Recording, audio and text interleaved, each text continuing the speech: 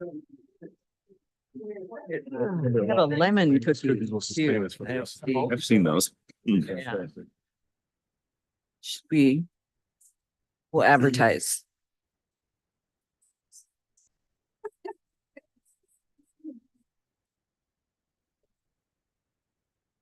Well, this agenda packet, I almost brought in a dolly just to show off.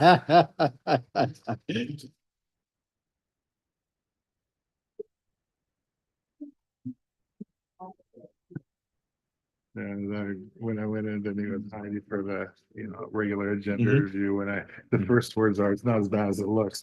Better buckle in. Yeah, It's gonna be a while. recycle, that's all we can do with it.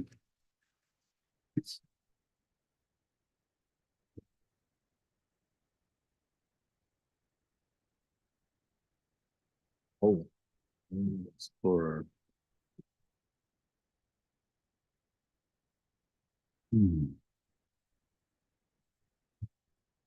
Mhm.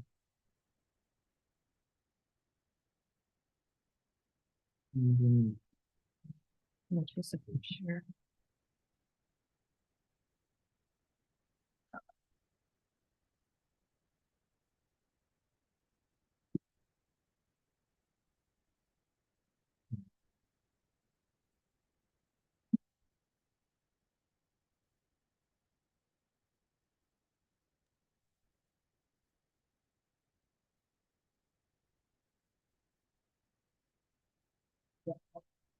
Got lucky. Probably get locked in. Either way.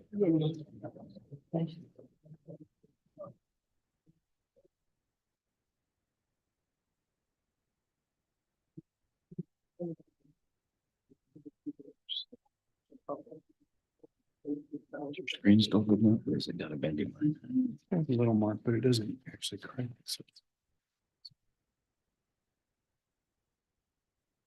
yeah. It's only 6 months old.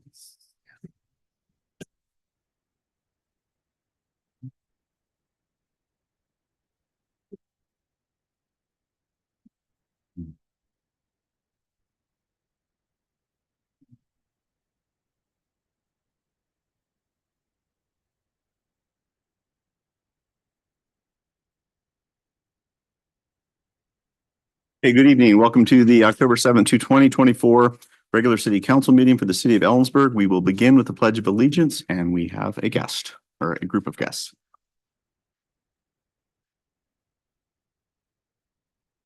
Hi, my name is Hillary Woodard, and I'm with the Girl Scouts of Eastern Washington, Morgan, Idaho.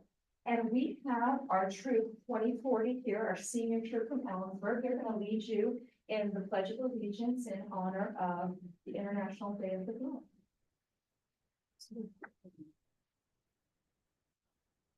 I pledge Allegiance to the flag of the United States of America and to the republic for which it stands, one nation, under God, indivisible, with liberty and justice for all. Thank you. I think you guys have, did you want to read your statement? Do you want to say something? Okay. Go ahead. Okay, thank you. Will the clerk call the roll? Goodlow, here. Lowquist, here. Elliott, Here. Melder, Here. Palmer, Here. Thompson. Okay, just based on sheer diameter of agenda, you guys are here for tonight, a while tonight, I'm just saying.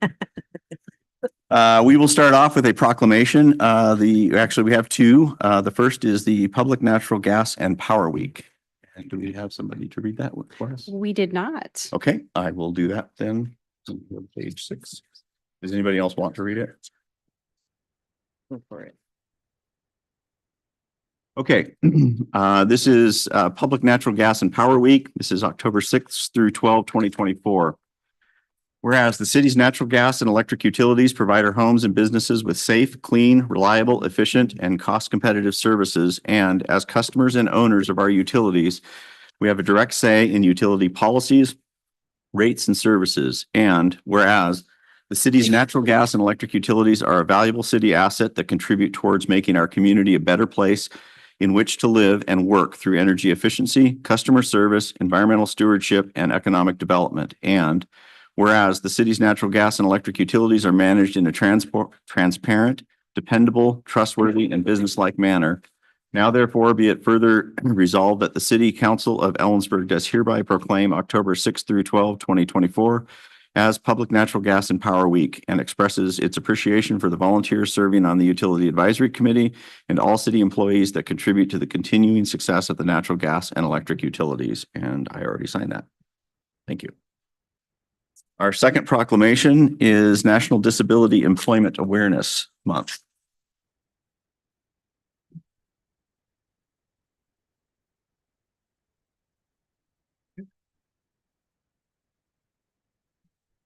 Whereas National Disability Employment Awareness Month is observed annually and sponsored by the U.S. Department of Labor through its Office of Disability Employment Policy. And whereas the U.S. Department of Labor's Office of Disability Employment Policy chose a theme of access to good jobs for all. And whereas this theme recognizes and celebrates the passage of the Rehabilitation Act a half-century ago, the first federal legislation to address access and equity for people with disabilities. And whereas we recognize that people with a disability are of all racial, ethnic, educational, social, and economic backgrounds, and are all valued members of our community. And whereas workplaces that welcome the talents of all people, including people with disabilities, are a critical part of Ellensburg's efforts to build an inclusive community with a strong economy. And whereas people with disabilities are an irreplaceable resource, and we cannot morally or financially afford to lose the contributions that people with disabilities bring to the workplace and to mainstream community life. And whereas the Ellensburg City Council encourages employers to expand accommodations for their current and future employees and ensure all Ellensburg residents can realize the promise of equity in the workplace. Now, therefore, I, Rich Elliott, Mayor of the City of Ellensburg, on behalf of the City Council, do hereby proclaim October 2024 as National Disability Employment Awareness Month. Thank you. Okay, no awards or recognitions. We'll move on to approval of the agenda, which is not a public comment item. Move for approval of the agenda. Second. We have a motion second to approve the agenda as presented. Any discussion? Hearing none, all those in favor signify by saying aye. Aye. I too will vote aye. Opposed? That motion passes. Consent agenda, again, no public comment. Move approval of the consent agenda. Second. Motion second to approve the consent agenda. Any discussion? Hearing none, all those in favor signify by saying aye. Aye. I too will vote aye. Opposed? That motion passes. We move on to item 6A, Board and Commission Reappointment, and this is on page 36 in your packet. Mayor and Council, you have before you a recommendation from our Public Transit Advisory Board Subcommittee to reappoint Amy Spitsness to PTAC for an additional term. And if I may, as the chair of PTAC, I participated in the interview with Amy and Betsy Dunbar, our director, and we're very happy to make the recommendation to reappoint. Amy's been a terrific vice chair. Okay, thank you. Any other discussion? Is this me affirming it, or what's the action? What's that?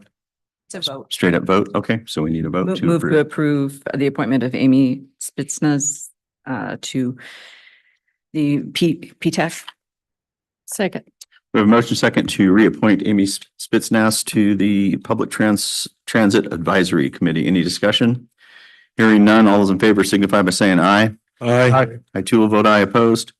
That motion passes. Item 7, citizen comment on non-agenda items. We'll check our roster here. There was nobody who signed up online. We have nobody signed up. Is there anybody in the audience who wishes to make a comment about an item that's not on the agenda, but we have control over, or theoretical control? Okay, we'll move on to item 8A, which is a closed record hearing for rezone application. It's a RS to RH zoning, Matt Stalder, and this would be potential first reading of ordinance 4945. And I have a script. Okay. It's 6 pages long. Okay. Oh. Okay. Okay, so the purpose of this closed record quasi judicial hearing is for the city council to consider the pertinent facts, applicable law, and make a final decision on whether to conduct first reading of ordinance 4945, approving the application submitted by Matt Stalder as agent for Dan Schisler and Martha Kurtz, property owners, with an application of P24035 to rezone parcel number 572733 from residential suburban to residential high. The closed record hearing to consider the application for the zoning change is now open and ask for your cooperation in the following procedure. This is a closed record hearing. There has already been an open record hearing before a hearing examiner where evidence was submitted and testimony received. Under state law, there can only be one open record public hearing allowed in this proceeding. This closed record hearing means the council bases its decision only on the record developed at the public hearing previously held before the hearings examiner. Only city staff, the applicant's agents, property owners, or others who have already participated in the open record hearing on this matter through oral testimony or written comments received by the hearing examiner can participate in the closed record hearing, which would also include Steve Mandelis. Okay, sorry. No new testimony or introduction of new materials or evidence is allowed. Comments or arguments must address only the record already established during the previous open record hearing before the hearing examiner and must be directed to the issue of whether the hearing examiner's recommendation should or should not be adopted. If anyone presents comments that are not based on facts in the record, anyone may make an objection. If an objection is made, the person speaking will stop until the issue of the objection has been resolved. The city clerk is recording the proceedings. I will first recognize requests to testify from anyone attending this hearing in person, followed by persons attending remotely via Zoom. We'll get to that when it becomes necessary. If you are connected, that's telephone. When you're invited to speak, begin by stating your name, address, and indicate whether you are speaking for yourself individually or a spokesperson for a group or both. Speak slowly and clearly. Only one person will be allowed to speak at a time. Any questions of staff are to be directed through the council. The city council seeks to conduct this hearing in a manner that is fair and unbiased in both appearance and fact. Therefore, I would ask the council members the following question. Does any member of the council have an interest in this property or issue? No. No. Two will answer no. Will any member of the council obtain any financial benefit or suffer a financial loss as a result of the outcome of this hearing? No. I too answer no. Does any council member believe he or she cannot hear and consider this matter in a fair and objective manner? No. I answer no as well. Has any council member engaged in communication with opponents or proponents regarding this issue outside of the public hearing process? No. I too will answer no. And I don't have to read the last part. Is any council member employed by a party which has a direct or indirect interest in any property, the value of which would be affected by this decision? No. I answer no as well. Will any council member be employed by a party for which the potential employment may be a result of the decision in this matter? No. I answer no as well. Is any council member or member of or involved in such associations or organizations, whether formal or informal, which takes a position on this application? No. I answer no as well. Is there anyone present in the audience at this time who objects to my participation or any council members' participations in these proceedings on the appearance of fairness grounds? Nobody in the audience? Anybody online? Okay, we're good. Before we hear from the audience, is there a staff report to be presented?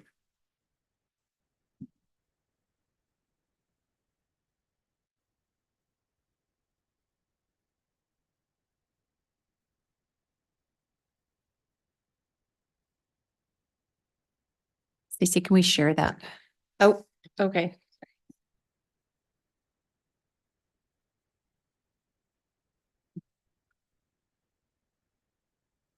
Thank you.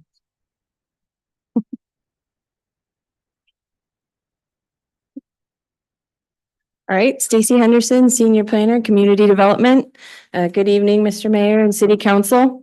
I'm here to present the first reading for the Schisler rezone application P24035 submitted by Matt Stalder, agent for the property owners Dan Schisler and Martha Kurtz. Oops, sorry. The applicant seeks a site-specific rezone of the subject property at 2319 North Airport Road. The proposal is to rezone from residential suburban RS to residential high for the purpose of developing a multifamily, multi-story building.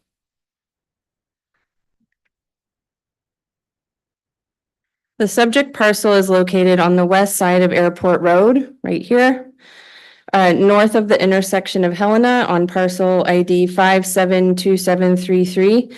The current zoning is residential suburban with no structures on the property at this time. The applicant is proposing a site-specific rezone to residential high for the purpose of developing the parcel with a higher density of housing than current zoning allows. A critical areas report was submitted as a part of the SEPA and critical area permit reviews. Mercer Creek runs along the west side of the property where the tree line is, and there's a category 2 wetland that extends west of that about halfway through the not halfway, but extends a ways into the property.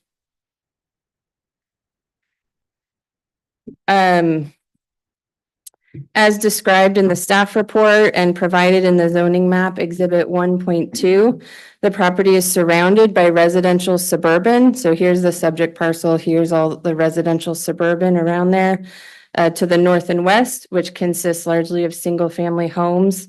The property is surrounded by residential medium and residential high to the south, with a variety of single and multifamily dwellings and an unincorporated island to the east with undeveloped land and multiple multi-story multifamily buildings there.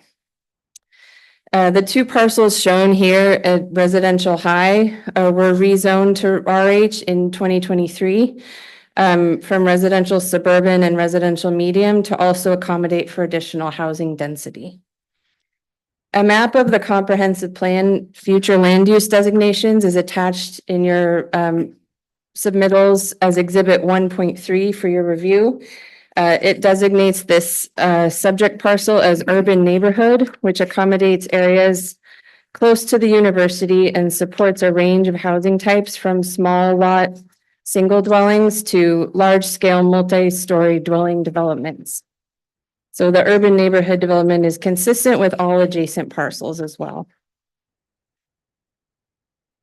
The rezone application was processed as a type 4 permit with 2 associated permits at this time, the SEPA permit and the critical area permit. The noticing for the SEPA and rezone public comment periods were processed and noticed concurrently, so they had the same public notice comment period. The open record hearing took place on August 14th with the hearing examiner recommendation for approval provided to staff by August 16th of 2024. The SEPA that was part of this process addressed the entire scope of the proposed work at this time. So that included the proposed rezone and a proposed multifamily building. So it reviewed the proposed building and the rezone at the same time. The SEPA DNS threshold determination was issued on July 2nd of this year. During the public comment period, 2 written comments were received and are included in your review materials.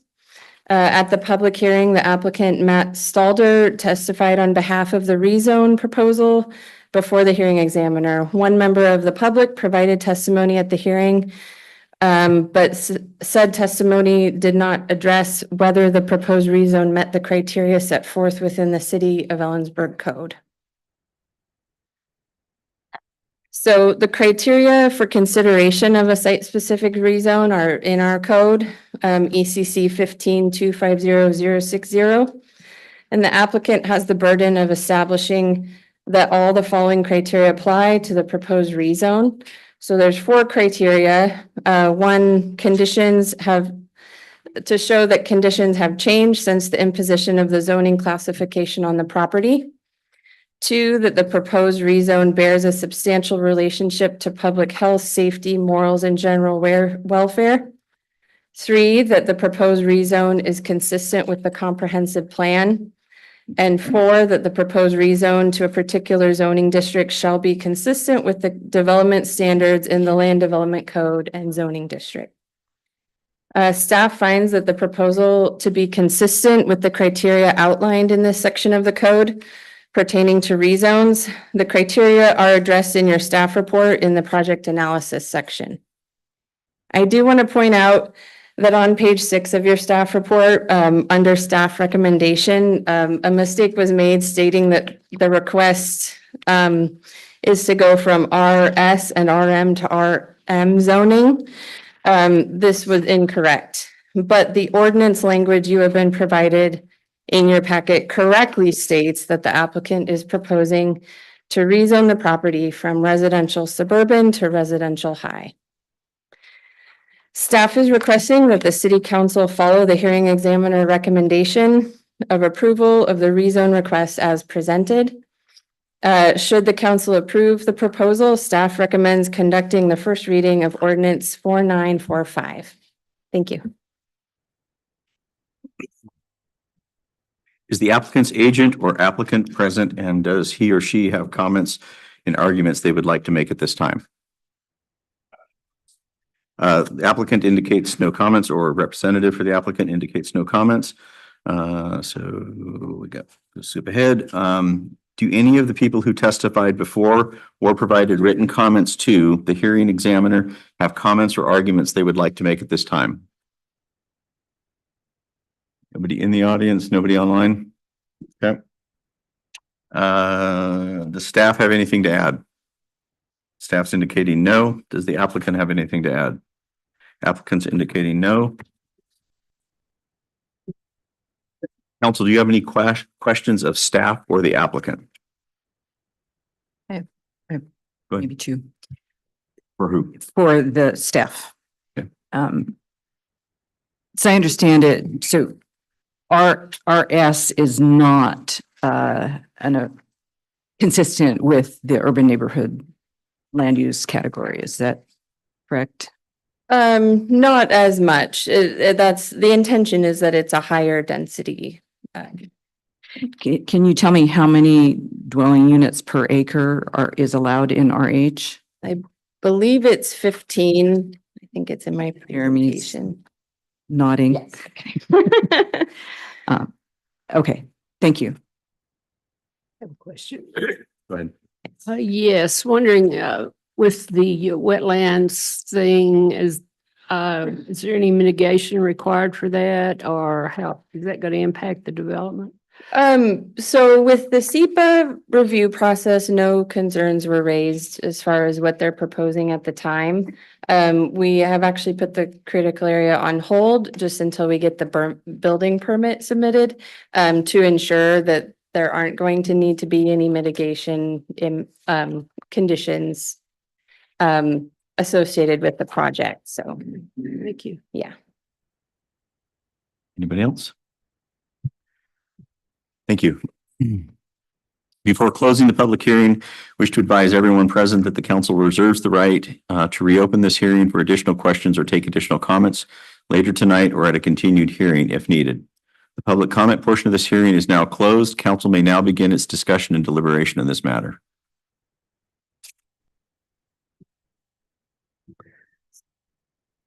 I'll go ahead and move to approve rezone application request P 24-035 to rezone parcel 572733 to residential high zoning and adopt the hearing examiner's recommended findings of fact, conclusions of law, decision and condition of approval, and to conduct first reading of ordinance 4945.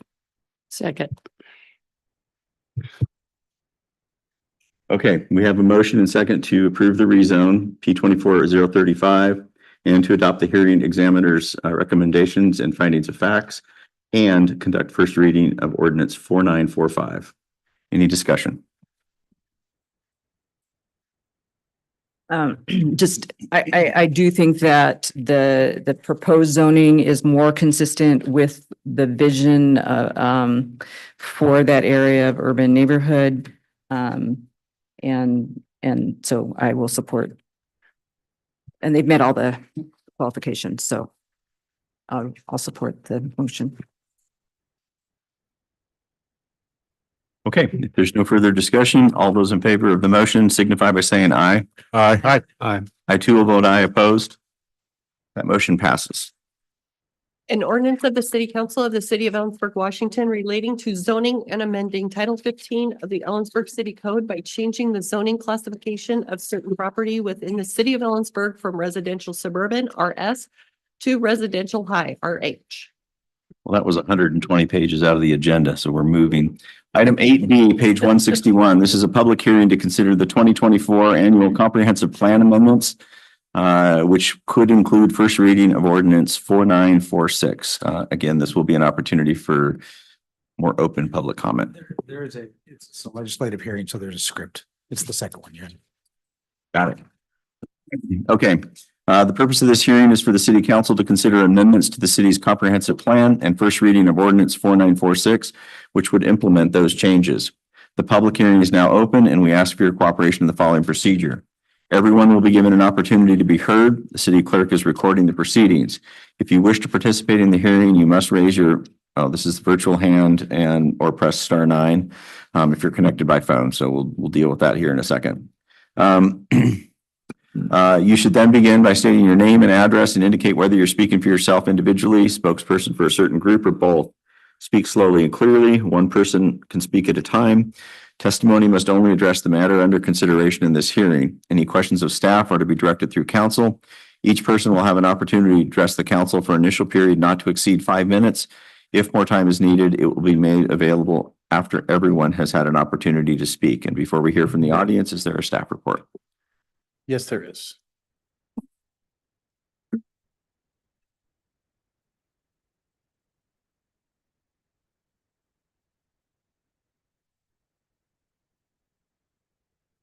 Okay, good evening, City Council members. My name is Jeremy Johnston with Community Development. As you mentioned before you this evening is the 2024 annual docket cycle list. It's a public hearing. These items. Under the Growth Management Act, the city can amend its comprehensive plan once per year. Amendments can be proposed by members of the public, city officials, or staff. There's an Ellensburg City Code section that outlines this process, and the deadlines for submittals is March 31st of each year. In their July 15th, 2024 meeting this year, the City Council approved 5 items to move forward in the annual docket process. The first item was the annual 6-year CIP update. The second item was a future land use zoning conversion table amendment. The third one, a Parks and Recreation Tier 1 project location map amendment. And future land use amendment update is a citizen proposed item. And then overall update to the comprehensive plan's future land use map. Community development followed the docket process that's outlined in Ellensburg City Code 15.250. We began with a SEPA DNS, which was issued on August 8th, 2024. We also issued our 60-day notice to commerce on that date. We received 1 comment during the SEPA comment period, which is Exhibit 6 of your review materials. No appeals were filed for that SEPA determination. A public hearing was scheduled with the Planning Commission on September 12th of this year, where recommendations were made for each item. And this hearing was advertised on Daily Record on September 14th. The first item on the list, docket item 2401, is our annual CIP, or Capital Improvement Plan update. This is a Growth Management Act requirement to ensure that jurisdictions perform annual updates. It's required to ensure that jurisdictions plan for the infrastructure needs of projected growth. So there are all the lists in front of you are all the updates that were included in your review materials. 3 of those have been outlined in yellow because there were recent updates to those, which have been provided in your review, in your additional review materials that were put up there this evening. Specifically, the electric utility, the information technology, and stormwater numbers were adjusted after we had submitted your review materials to you. So those updated numbers are provided for you. Again, this is an annual requirement just to ensure that we have a plan for all of these different utilities and services to accommodate growth. That is the first item. The second item, docket item 2402. If this council will remember last year's docket cycle, this council approved a future land use map zoning conversion table. During this process, I created that table and I left something out of it. So this is coming back before you to make sure that we've corrected that problem. specifically under the urban neighborhood future land use designation. We should have included residential medium in that. One of the objectives of the urban neighborhood designation is to allow for development of transitional areas between lower density and higher density neighborhoods. Medium residential zoning kind of fits that bill, so it should have been included. It was intended to be included last year. We're trying to correct that this year and make sure that we have a future land use and zoning conversion table that's consistent. So that one's pretty straightforward. Just to give you some context here, if you look at everything in orange here, this is the urban neighborhood future land use designation. So largely surrounds the college. The item that just came before us, that's one of those properties that's in that same area. So the city anticipates a increase in density in that area. Medium residential zone is just consistent with that theory and that intention. The third item, this item was submitted by the City of Ellensburg's Park and Recreation Department. This is a proposal that would add a future pedestrian trail to the Tier 1 project locations map. The trail would begin at University Way, travel through Dry Creek Road, kind of along this red line you see here, and intersect with the Palouse to Cascades Trail. Approval of this item would express an intention of the city to establish a future trail connection in the general area indicated on the Tier 1 project's locations map. The precise location indicated on the map would be subject to change. During the July 15th docket list hearing, City Council requested that we notify adjacent property owners that this was being proposed, and we did that. And those letters we sent out were sent out during the SEPA review period. We provided those in your review materials. This is the actual map that would be updated minus the red circle there. The red circle is just there to indicate exactly what would be added to it. Generally, we included the extension of the Palouse to Cascades Trail because the current map actually cuts off at where Helena would logically extend. So we added the addition of the trail as well as something roughly consistent with what was submitted by Parks and Recreation in terms of where the intended trail would be added sometime in the future. And yeah, that one's relatively straightforward. We did receive a comment. I believe that was Exhibit 6 of your review materials from one member of the public during that SEPA review period, and he's a landowner that's close by. And staff was recommending approval of that as well. The fourth item, this is a citizen proposed land use designation change. Taj LLC submitted an amendment application to change the future land use designation of parcel 954442. This is the parcel that's indicated in the red block there. The applicant proposes to change the designation, which is currently light industrial, to community mixed use. Community mixed use, as you can see, another adjacent parcel just to the east of that has that future land use designation. So a quick comparison of these land use designations. Light industrial accommodates light manufacturing, assembly, storage, support services to industry, those sorts of uses. The eligible zones within that future land use designation are just strictly light industrial. Community mixed use accommodates a variety of commercial uses and commercial uses with residential components allowed as well, with a variety of eligible zones that could be available to that future land use. The applicant has indicated they intend to try to rezone to the RCMU designation, which would also be consistent with the parcel that's just to the east of it. This is it's an interesting proposal because there are 4 land use designations that surround this parcel that are in proximity to it. Yeah, the green, which is the parks and open space land use designation, obviously the community mixed use and the light industrial. And then a little bit further west there, you see the public institutional future land use designation as well. So it's a bit of a unicorn property in the sense where you could make an argument for a lot of different future land use designations that it could be consistent with. The staff read through the comprehensive plan. There's nothing about this proposal that's inconsistent with the comprehensive plan. Again, it could potentially be eligible for a variety of different future land use designations. Planning Commission did recommend approval of this item, and staff again recommends approval. We do not see any reason why there's a better argument for this to be any other land use designation. All 4 of those could potentially be an argument there. And the final item. This is docket item 2405. This one may tie into the previous one, and I'll explain that. So as we're looking through our future land use map, the current one that exists in our comprehensive plan, there have been a variety of annexations, rezones, and things that were not reflected over the past 5 to 8 years that were not reflected in this map. So this is literally just an intention to update this map so we have accurate future land use map in our comprehensive plan moving forward. While I say this, there's a little caveat to this regarding the second item. Should this council decide to approve item 2404, which was that resident or citizen submitted amendment, we want to make sure this map will reflect that as well. So in terms of what staff will be recommending and in terms of approval language of this, we included a caveat to that would allow us to update this map. I have our GIS department on standby to add the additional parcel to the map to make it consistent.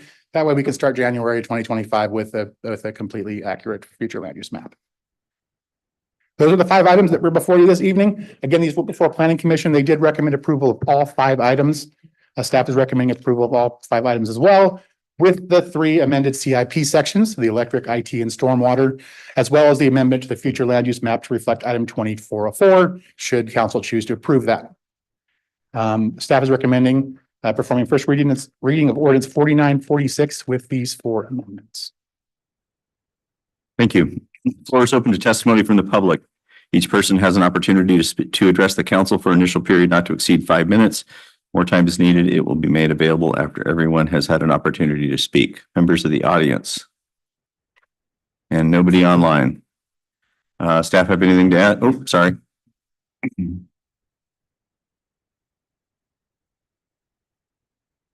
my name is Annalisa Childress. I live my physical address is 2409 Airport Road. I live directly across the street from the Grove by 50 yards.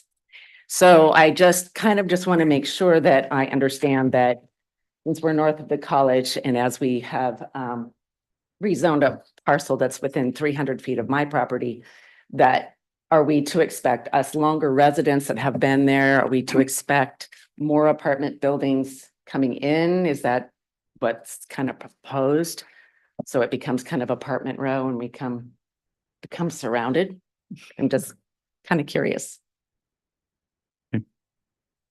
Yeah, it's just, I know that when the Grove went in, Dan Schisler was flooded and the neighbor to the north of him was flooded. And that neighbor has never recovered. He has a swamp for half of his lawn. I'm kind of concerned about that, with our parcels. Mr. Mandelis is right on the border of it. So I'm just kind of interested and concerned and I kind of want to know what we're to expect in our future there. Okay, and just for clarification, 2402 add some definition to Well, the urban 2402 neighborhood. is down the road, so I'm sorry, docket number 2402. The public hearing is about us adopting these amendments to the comprehensive plan. So that's right. all. Yeah. Well, I just wanted to understand the comprehensive plan for Airport Road because he said that's going to be eventually high density all the way down. Okay. So Yeah, we're talking about docket proposal 2402 and adding that. The only issue on the table right now is adding the residential medium to that thing. Okay. Okay. Thank you. Thank you. Maybe Jeremy wants to clarify, but you are in already nothing we're doing here changes what you are in, which is the urban neighborhood land use designation, and that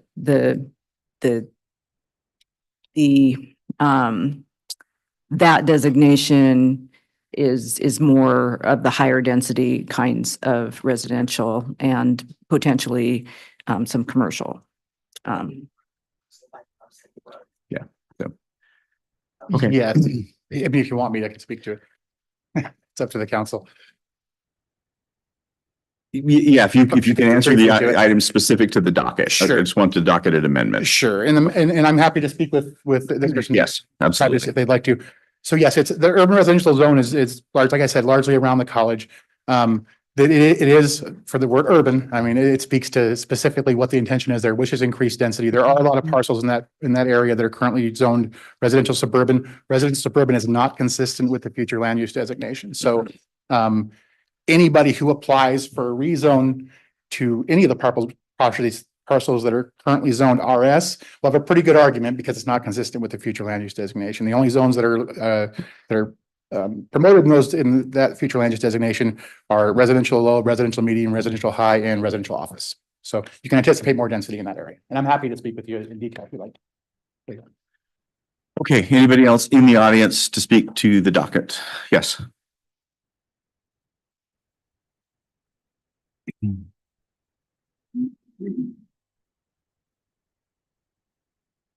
Hello, I'm Steve Mandelis and I own the property that is right next to the one that's getting developed by Mr. Sizzler. The input I have is you talked about having a better buffer between RS and high HS, MS, I believe. I would RH. The medium density, I would like to speak in favor of the medium density next to single family residence. Currently, I'm going to be looking at someone in the third story from my living room window. And hopefully, if we can do something to kind of mitigate that to have it just a little bit less of a density in the future, I think that would be advantageous for the residents of this city. Thank you. And just as a point of clarification, the action that we took on the last item is really the issue. This is adding the residential medium language to that specific definition. So, okay. Anybody else in the audience? Nobody online? Okay. Nobody has non-repetitive information on this matter, correct? Council, do you have any questions of staff or the public? I have a question, Jeremy. Just curious, how far outside the airport overlay zone does that property, does the urban development neighborhood? Off the top of my head, I'm not sure exactly how far it goes. It does, I know it does border certain parcels in that area. Without having the map in front of me, I don't know exactly where that cutoff is. Okay. But I know there are a few parcels that are definitely in the airport overlay zone in the northernmost area of that urban residential zone. Okay, thank you. Anybody else? Okay, the public testimony portion of this hearing is now closed. Council may now begin its discussion and deliberation in this matter. Mr. Mayor, I'll move or make motion to approve comprehensive plan amendments for docket items 24-01, 24-02, 24-03, 24-04, 24-05 as submitted by staff and recommended by the Planning Commission, and conduct first reading of ordinance 4946. Second. Motion second to approve the docketed items 1 through 5 as submitted by staff and recommended by Planning Commission. Could I suggest that did that motion include the amendments recommended by staff? Oh, yes, as amended by staff. Is that, does the second agree? Does the second agree? There's some amendments. Okay. Yes. All right, thank you. Yeah. Okay, so I guess we'll start off if anybody has any discussion on 2401. 2402. 2403. 2404 or 2405. Okay, hearing no discussion. All those in favor signify by saying aye. Aye. I too will vote aye opposed. That motion passes. An ordinance of the City Council of the City of Ellensburg, Washington, amending the comprehensive plan adopted by ordinance number 4785 and set out in chapter 15.120 of the Ellensburg City Code. 99 more pages done. Okay, 9A, page 260. This is second reading of ordinance 4944, which repeals 3895 and dissolves the EBDA centrifuge. Again, this will be an opportunity for public comment. Thank you, Mr. Mayor. Heidi Barron Sternaway, City Manager. After more than 30 years of operation, the Board of the Ellensburg Business Development Authority, which is doing business as Centrifuge, set forth to transition away from the City Chartered Public Development Authority. And they've worked with a number of partners, including the Chamber of Commerce, the city, the Kittitas County, folks from Kittitas County and Central Washington University to really redefine the roles of economic development organizations in the community.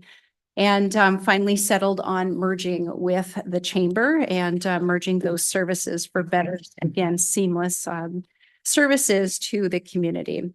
So to complete the merge of the EBDA with the chamber, and transfer the current project's branding, intellectual assets and services to continue the benefits for which the assets were developed, the city of Ellensburg must dissolve the Ellensburg Business Development Authority through repealing the authorizing ordinance 3895 from 1993, and per the ordinance arrange for the transfer of EBDA assets and real property to fulfill the purposes for which the authority was chartered, and that is economic development. At your meeting on September 16th, council conducted a public hearing, then unanimously approved and conducted first reading of ordinance 4944. And we provided a fairly substantial staff report to provide really the context of this movement and what the future of economic development in Kittitas County and Central Washington looks like. Upon working additionally with the EBDA staff and legal counsel, we requested to add 2 changes to second reading. The first one is to add a whereas presented for the second reading to include a transfer of the EBDA public records as defined in Chapter 4256. This is a responsibility that again transfers with the Public Development Authority, and then also to extend the effective date and to include as it's written now to the assets assigned and transferred, or the end date would be November 30th. The first reading, it was October 31st. There's a fair amount of activity that needs to happen to close out all of the business activities and complete the reporting. So extending that date we felt was necessary and prudent. So before you, you have again ordinance 4944, which repeals ordinance from 1993, 3895, and request those 2 revisions in the ordinance. Public comment? Hearing none, council, do you have any questions of staff? Can we have a motion? Just do the first one. Okay, motion to move to conduct second reading and adoption of ordinance 4944 following the motion and second. I'll second. So we have a motion second to conduct second reading and adoption of ordinance 4944. Now, during discussion, we want to do an amendment. Is item number 2? Yes. Somebody. I would amend section 7 of the ordinance to state November 30th and rather than October 31st. That's As the second. And the whereas. and add the second whereas. I'll second. So we have a motion second to amend the initial motion. This would change the transfer of assets to November 30th and add a second whereas clause. So we will discuss the amendment first. October 31, I believe it was. Instead of October 31, it's November 30. Yeah. Okay, yeah. So we're discussing the amendment. If there's no discussion, all those in favor signify by saying aye. Aye. I too will vote aye. Opposed. That motion passes. We are back to the original motion, which is the ordinance in its current form, amended form. Is there any discussion? Hearing none, all those in, this is got to call a roll. Second. Goodlow, Yes. Lowquist, Yes. Miller, Yes. Palmer, Yes. Thompson, Yes. Elliott. Yes. Do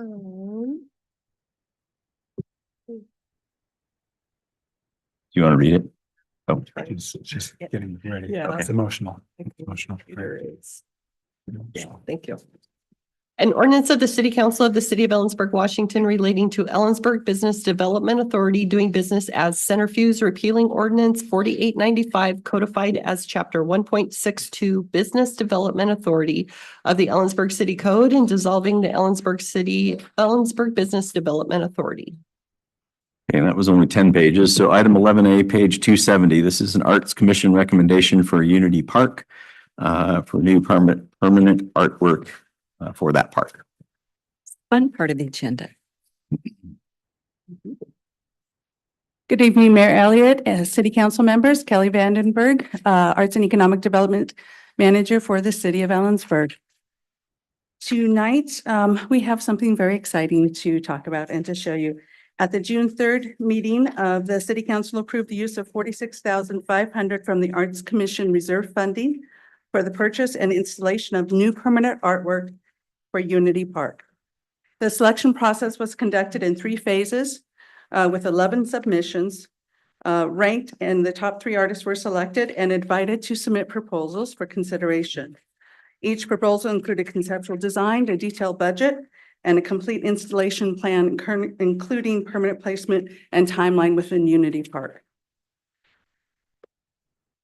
With the conclusion of our presentation this evening, our hope is that the City Council will move to approve conceptual artwork by artist Krista Ann Ames for permanent installation at Unity Park and authorize city manager to seek the certificate of appropriateness through the Landmarks and Design Commission and negotiate terms of agreement for the property. Prior to getting to that motion, I would like to introduce you to the artist Krista Ann Ames and her piece Harmonize. Krista Ann Ames is no stranger to working in large format, much larger than this format. With an MFA from the University of Montana, post-baccalaureate studies from Utah State University, a BFA in ceramics from Washington State University, cum laude with distinction, and minors in art history and disability services. She has collections throughout Washington, Oregon, in California and Montana, Denmark, and France. She has an extensive resume in building large work. And I cannot wait for you to see her piece and hear a little bit from her, the artist. Krista.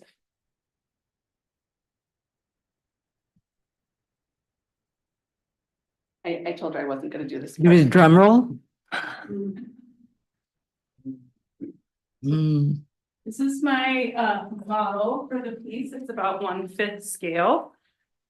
And I'll pull up a little presentation. I'm not sure if I will be able to make it go to share. It's not like he's watching out there.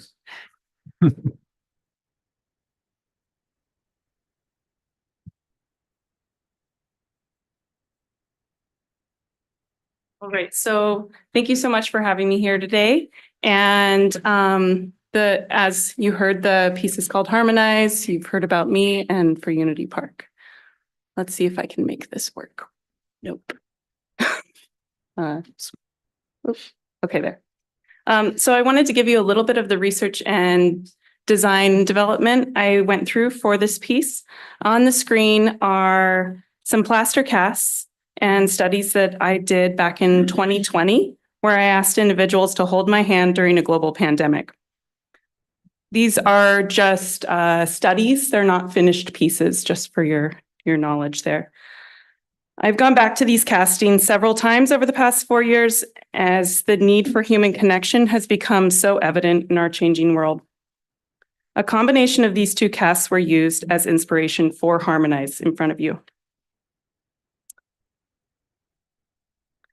I also spent much time researching the indigenous fauna and flora of the area, paying close attention to keystone species as well as endangered and threatened species step.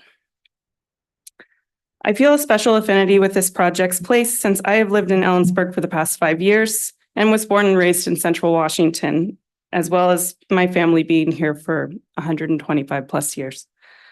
I have a connection to this place beyond myself, and I want to preserve this indigenous ecology that we have here. On the screen are just a few examples of some of the species represented on the piece. So here is design concept. These are photos of the maquette or model there. For Unity Park in downtown Ellensburg, I propose to create a 6-foot-tall freestanding sculpture of 2 larger-than-life arms with hands clasping one another, a symbol of joining together and human connection. The surface of the sculpture will be covered with relief carvings depicting indigenous fauna and flora of the Kittitas Valley. This blend of human and natural worlds relates to the Ellensburg Land Acknowledgement as it honors the local land and its historic practice of subsistence. The surface of the sculpture will be finished with an array of color and earth tone glazes that reflect the species represented in the relief carvings. The carvings will be done in a varying scale, with some wildlife at life scale or a bit larger, and much of the plant life larger than naturally found. Covering the surface and the arms with the carvings is meant to further inspire a metaphor of unity and coming together, the natural world and the human world in harmony with one another. A corresponding inventory of the fauna and flora depicted will be on an accompanying plaque, so that and with an identification guide for viewers to discover all the species represented on the hands. The material I'm choosing to use for this sculpture is industrially tested architectural ceramics, hands made of earth, rising out of the earth. The material choice that I'm making further supports my concept, having the material and method of making support this idea of human unity with nature. This is the initial proposed site, but we've been talking about changing where that is after the fantastic opening of the park and seeing the sound system use. We've kind of discussed that that might not be the best location. But it still will provide a visual marker as you land in the park, moving closer to the, okay, sorry. Moving closer over to this area. The visitor center area. Yeah, visitor center. So subject to change, but still will provide a marker and be visible from many points throughout the park. And again, not the right location and old photos. The park is fantastic and full of trees and so much more now. But the finished sculpture will be fixed directly to the concrete pad as if the arms are emerging from the ground. This will encourage viewers to interact with the sculpture, being able to walk around and touch and discover what is hidden in the carved surfaces. I will be using epoxy and bolts to affix the piece to the concrete pad, just as the shade structures were affixed to the concrete pad.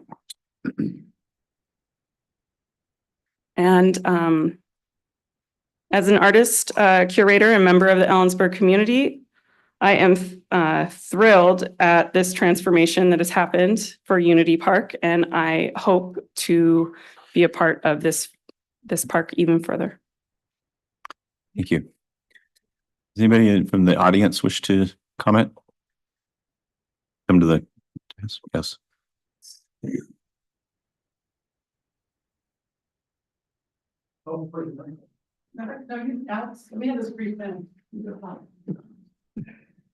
That's where I want it. Alex Ayer, Chairman of the Ellensburg Arts Commission.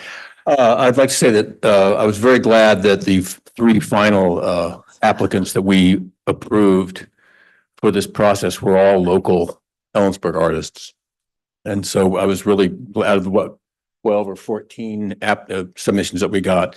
So it was really nice to be able to choose from three people that really understood this. But I just want to hope you would join with me in our embrace of this, that it was overwhelmingly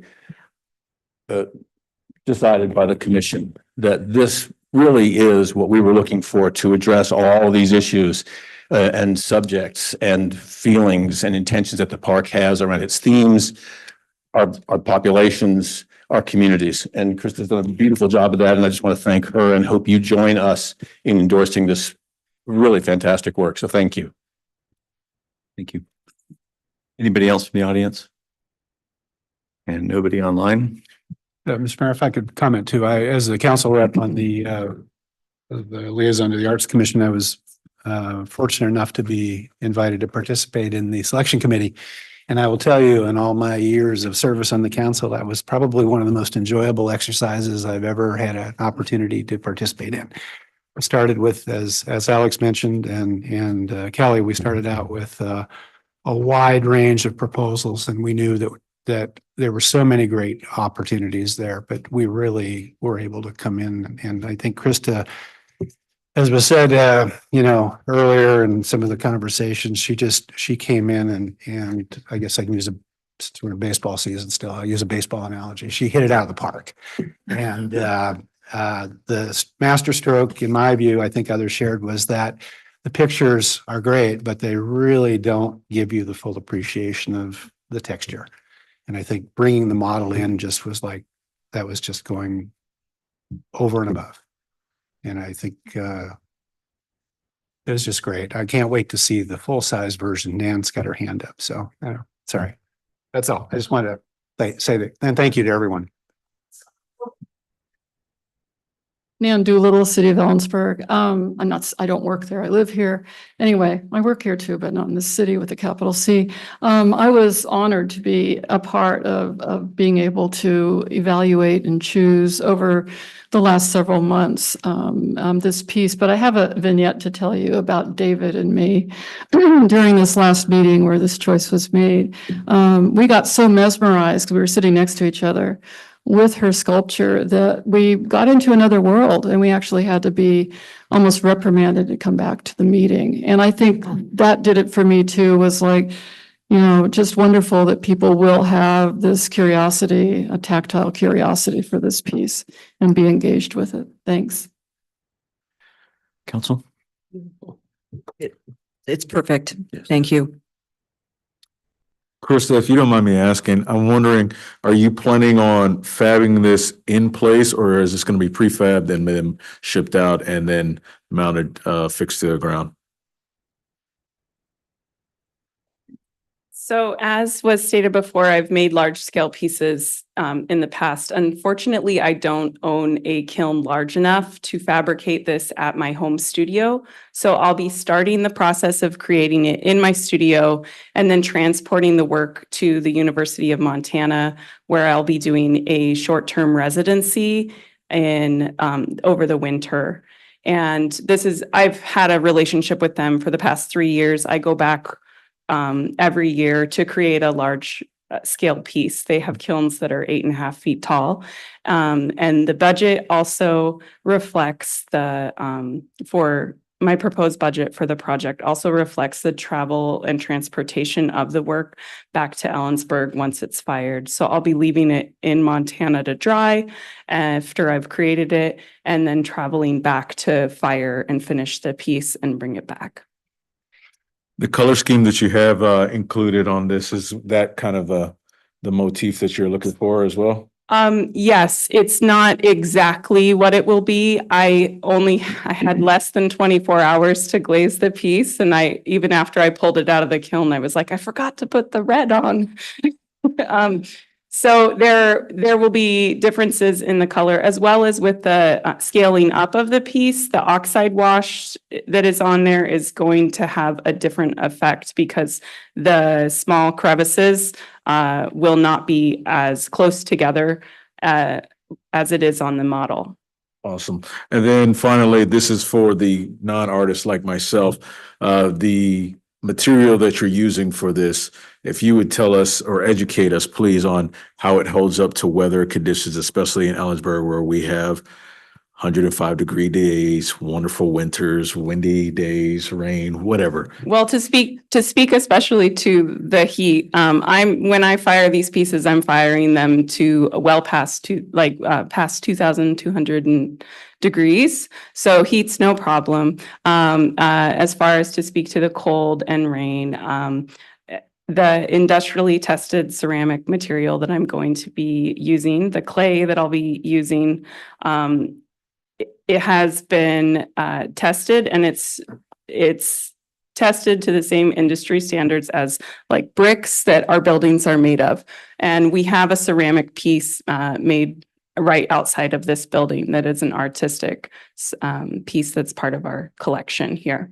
Fantastic. So as far as the coloration that you plan for it, it won't fade or anything over time, or it's not meant to fade significantly. Yeah, the paint, it's not actually paint on it. It's fired onto the piece. So I'm going to be using material that's called underglaze and different pigments and oxides to create the colored surface. So that surface that is on the piece is actually fired on. So that is fired to over 2000 degrees as well. Thank you for the education. Yeah, you're Just welcome. to follow up on that. So but also, I guess, chipping. I mean, if someone runs into it with a, I don't know what. What? So damage has to do with intent, and if people do run into it with a sledgehammer or like go full force at it with a car, it's the same sort of damage you would see on a building. Unfortunately, but that has to do with the person involved's intent. And I think the fact that the park is set back, and we have lots of other sculptures around the community that are taken care of, are shoveled around. I believe that it should be fine. Thank you. You're welcome. Couple of questions. I'm assuming the the title will be a part of the sculpture. Yes. And my second question is, when is it going to be ready? Yes, so I didn't cover that in the talk, but it is in the packet. I believe you all have, or maybe you don't. The proposed timeline is to be installed in June of 2025. Nice. It's beautiful. Thank you. Very much. Thank you. A motion? Move to approve the concept artwork by artist Krista Ann Ames for permanent installation at Unity Park and authorize the city manager to seek COA and negotiate terms of the agreement for the project. Second. We have a motion second to approve the conceptual artwork and approve or authorize the city manager to negotiate terms for this agreement. Is there any discussion? I'll just do one more shout out. I just want to really thank Kelly Vandenberg for her exemplary leadership with this effort, helping our Arts Commission work through a process in a very efficient way with what I think is an outstanding outcome. So thank you. And thanks to all the Arts Commission members. And of course, Krista. Any further discussion? All those in favor signify by saying aye. Aye. I too will vote aye. Opposed?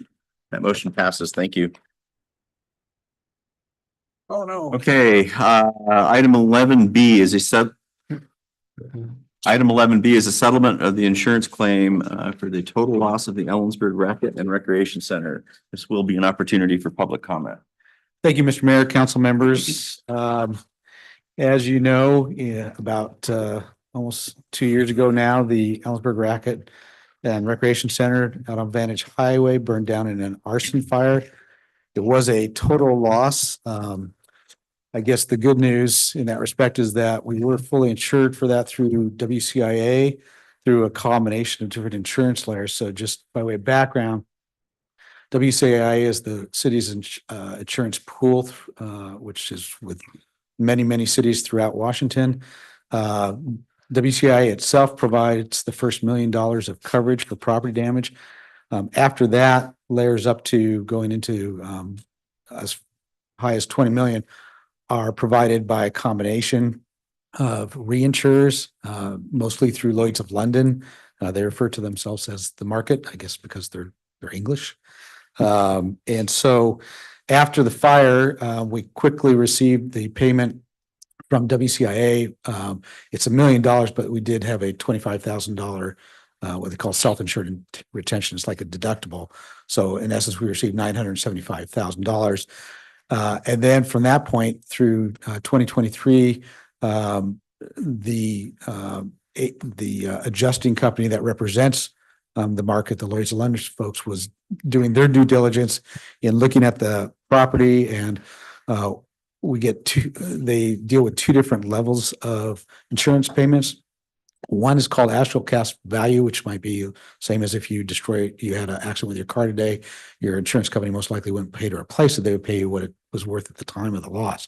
And the same idea extends to this loss, except there's a provision, fortunately, in our insurance coverage document that says if we rebuild that facility within 2 years, they'll actually pay replacement value, what it costs to actually rebuild the same or a similar facility. As you know, the plan since early 2023 have been not to rebuild, obviously, out there on Vantage Highway for a lot of reasons that you're all aware of, but instead to proceed forward with the field house concept, which is actually moving forward in another agenda item, I think either up next or right after. We're using a progressive design build, which is a new method of construction, of design and construction that the city hasn't utilized before. Because of that, it wasn't going to be possible to rebuild within that 2-year time limit. So we did receive estimates from the market for both the actual cash value of the old Racket Center and then the replacement value. And those figures are in your agenda packet. Once they determine the actual cash value, we receive that payment as well. What's called a partial loss statement. In other words, subject to recovering the difference between what would be the replacement value, which is much higher, and the actual cash value. So the third part of this was then negotiating whether they would pay us the full replacement value, despite the fact that we were not able to rebuild within the 2 years. And I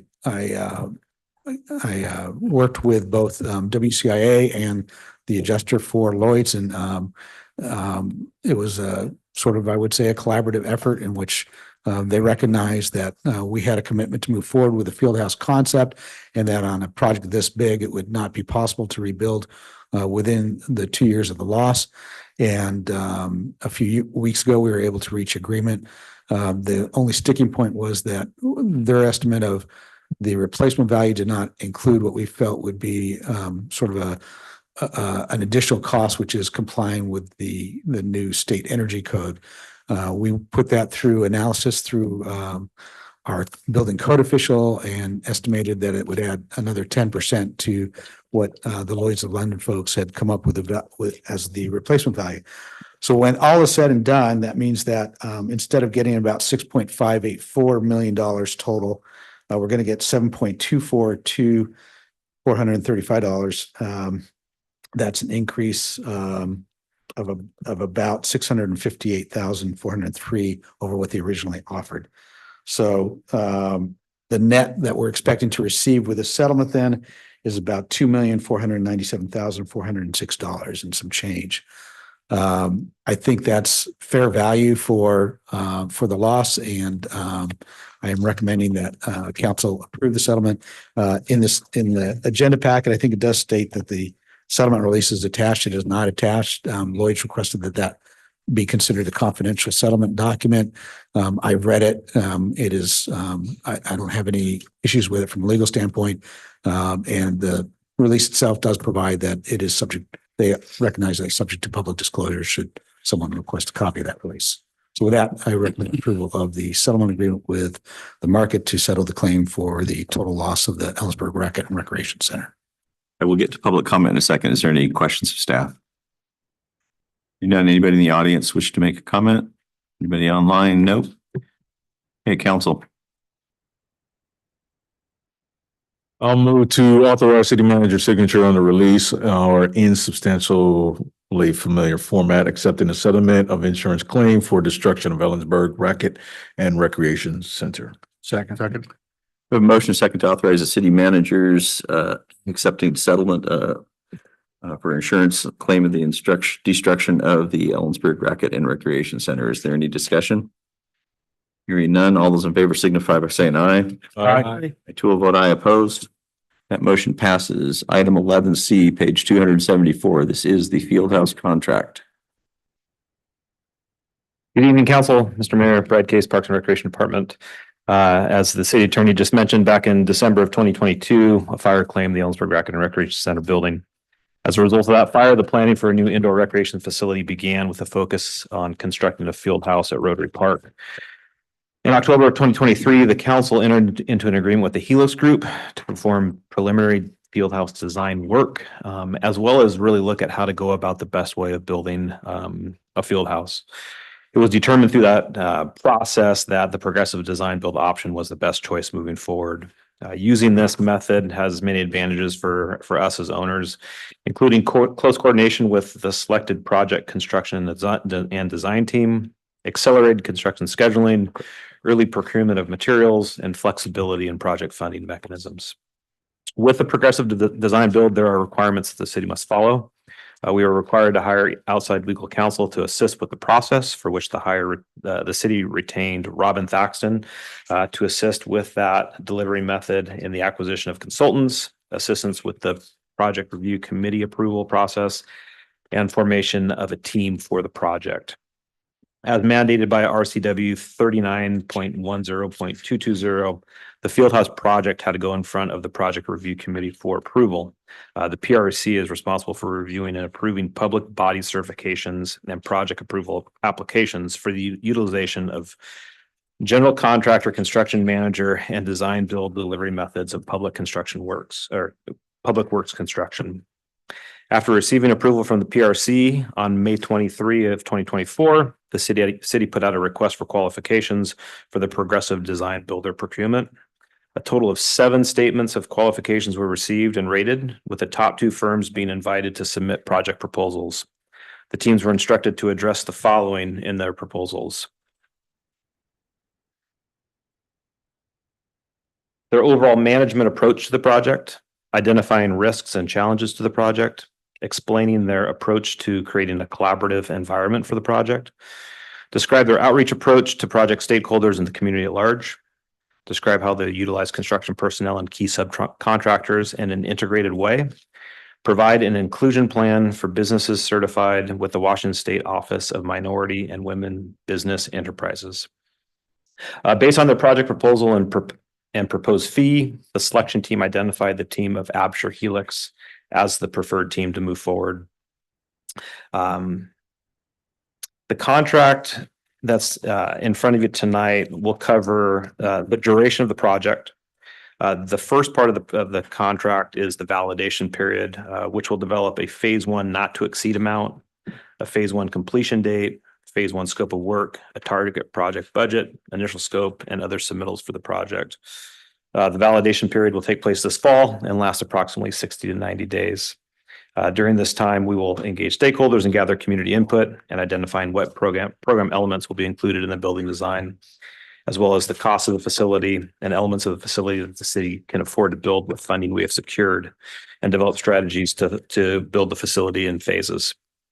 The city has hired the Winnehaw Group as the project owner advisor, which is also a required component of going with this type of design build. Staff is here from Winnehaw this evening. We have Jake Hartwig and Heath Gardner, and they're going to provide you with some more detail in terms of how this gets moved forward and kind of what the next steps are. The funding for this portion of the project is available through the insurance money the city collected from the Ellensburg Rec and Recreation Center fire. And the recommendation before the council tonight is to authorize the city manager to sign the agreement with Absher Helix to perform design and construction services for the Fieldhouse project and approve the validation period not to exceed an amount of $423,381.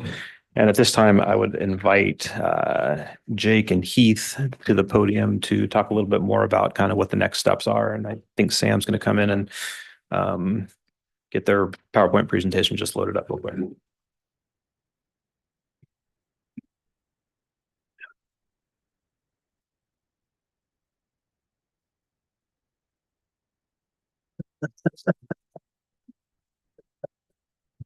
He's going in.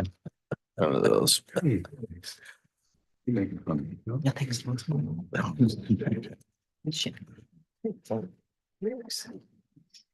I'm good.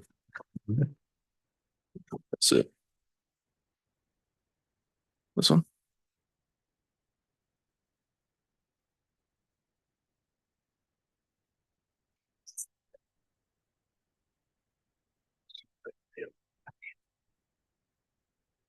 Mayor, you realize your mic is on. Sorry. Let me-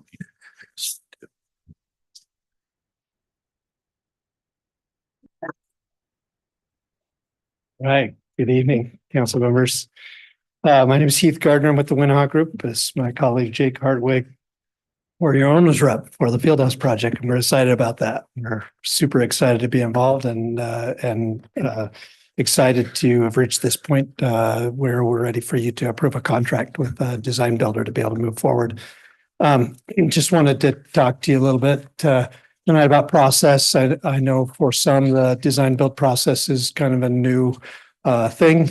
Many people are familiar with the design bid build process that's traditional in public works. And this is an alternative delivery method that's authorized by the state that we're using here, and wanted to just make sure that that we're kind of reminding and making aware of the process. I know you've had some maybe information on it, but I wanted to give you some of that. Jake, you want to talk about that?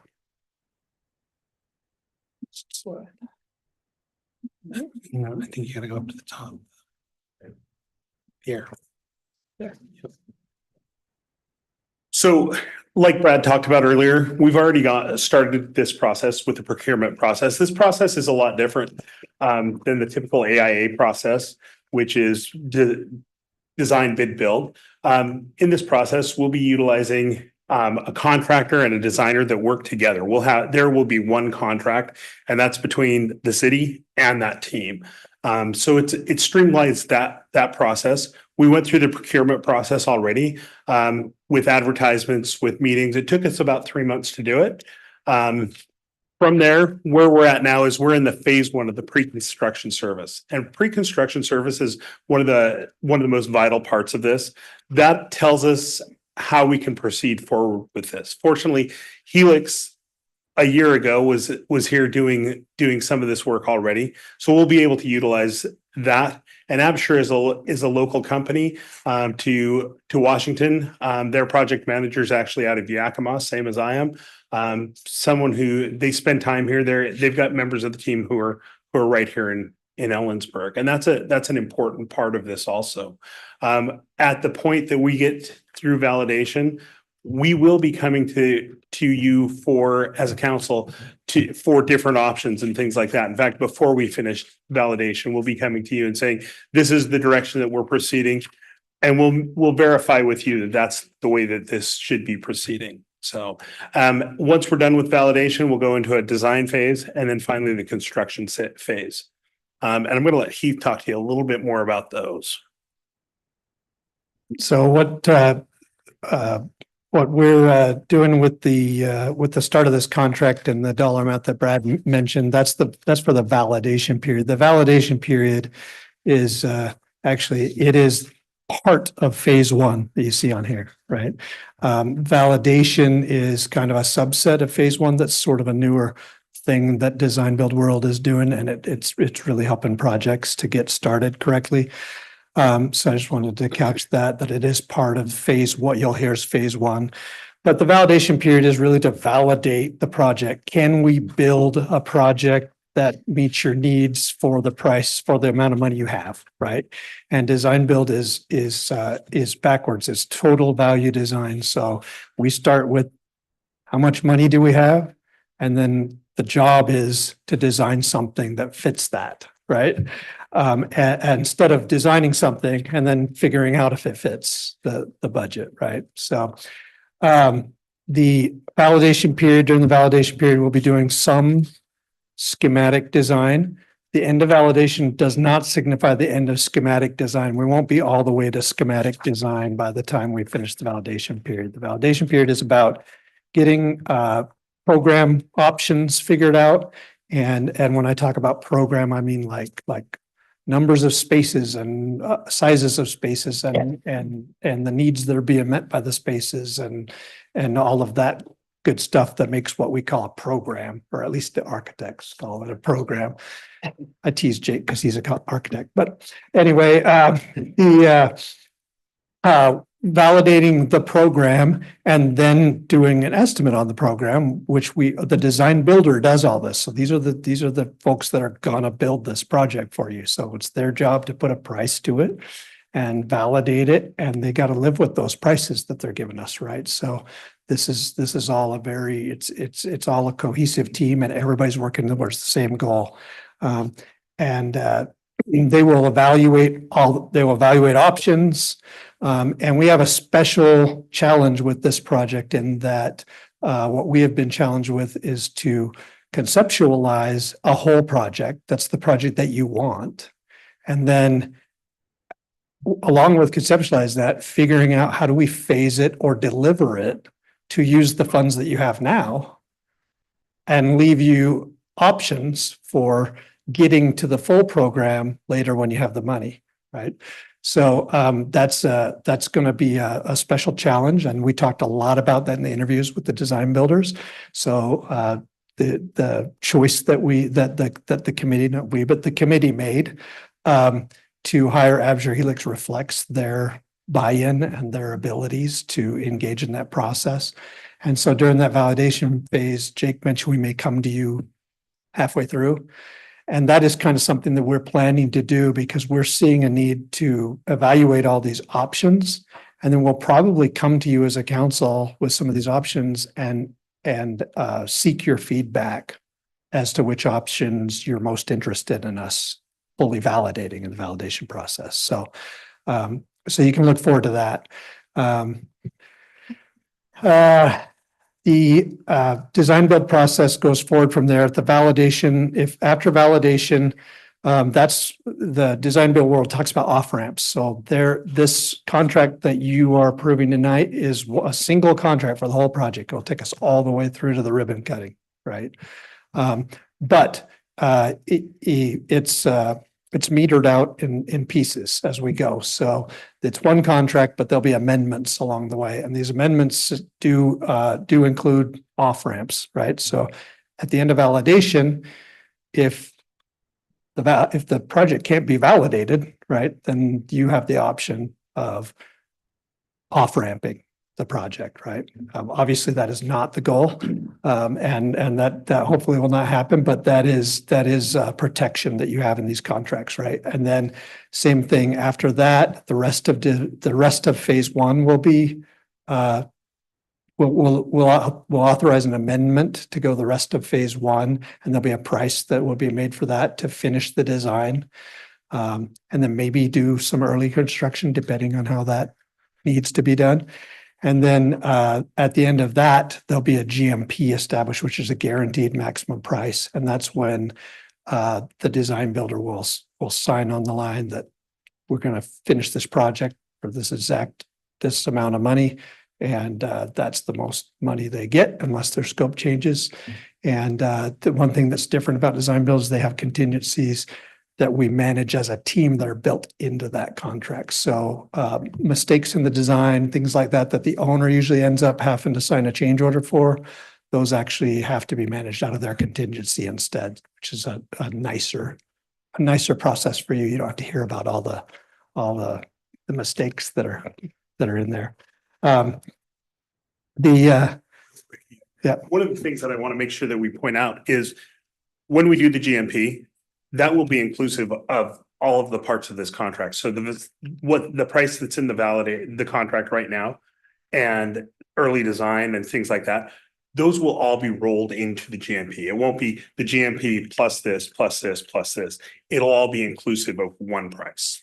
Yes, and it's the job of the whole team to make sure that GMP is inside your budget, right? So, so that's kind of wanted to just go over that a little bit. I definitely want to make sure you get a chance to ask questions, but it's one contract.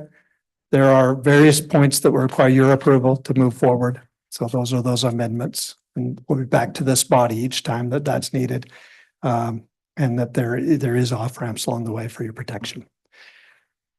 Love to answer any questions you have, if I can. Keith, David, thank you.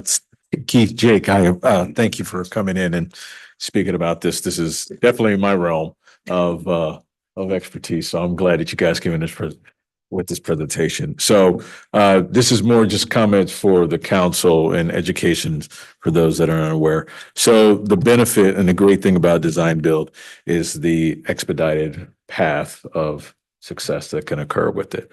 But with that comes the caveat as the owner that we are fast with our decision making to keep that on track.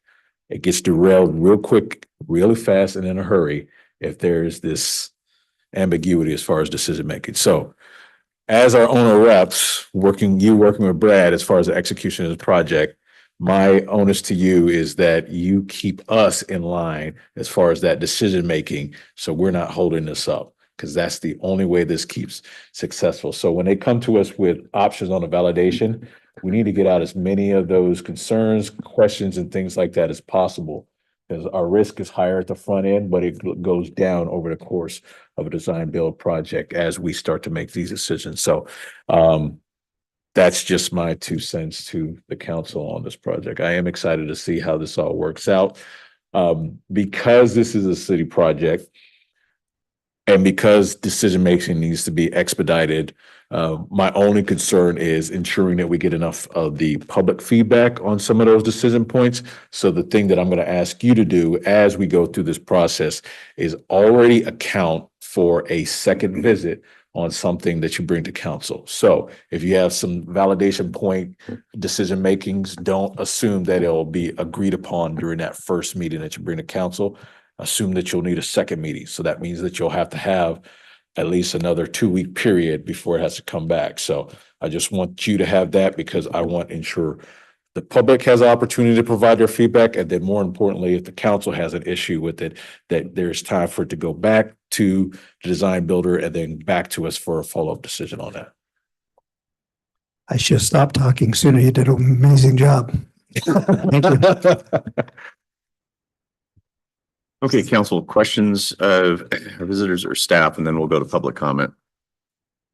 I have a question, I think, for staff. So are we starting with, so we have the insurance settlement. Do we have any other funding lined up? And then I know we'll make an ask to the legislature. So what's our stated budget? What's the status of the budget? So we have $500,000 from the congressionally directed spending, and so that's through HUD and community projects. And then we also have about $72,000 from the state, and then our 7.2 million. We've talked with the county commissioners. They're going to be looking to open up their lodging tax capital program in 2025. For applications, they've also put the project for about $3 million over a number of years into their CIP plan. So again, that's not actual dollars in, but so right now our funding is the cash on hand is essentially right about 8 million. All right. So what is the stated budget to our design builders at this time? Are we saying 8 or are we saying 12? So our goal, and that's why this process, and we can talk through that.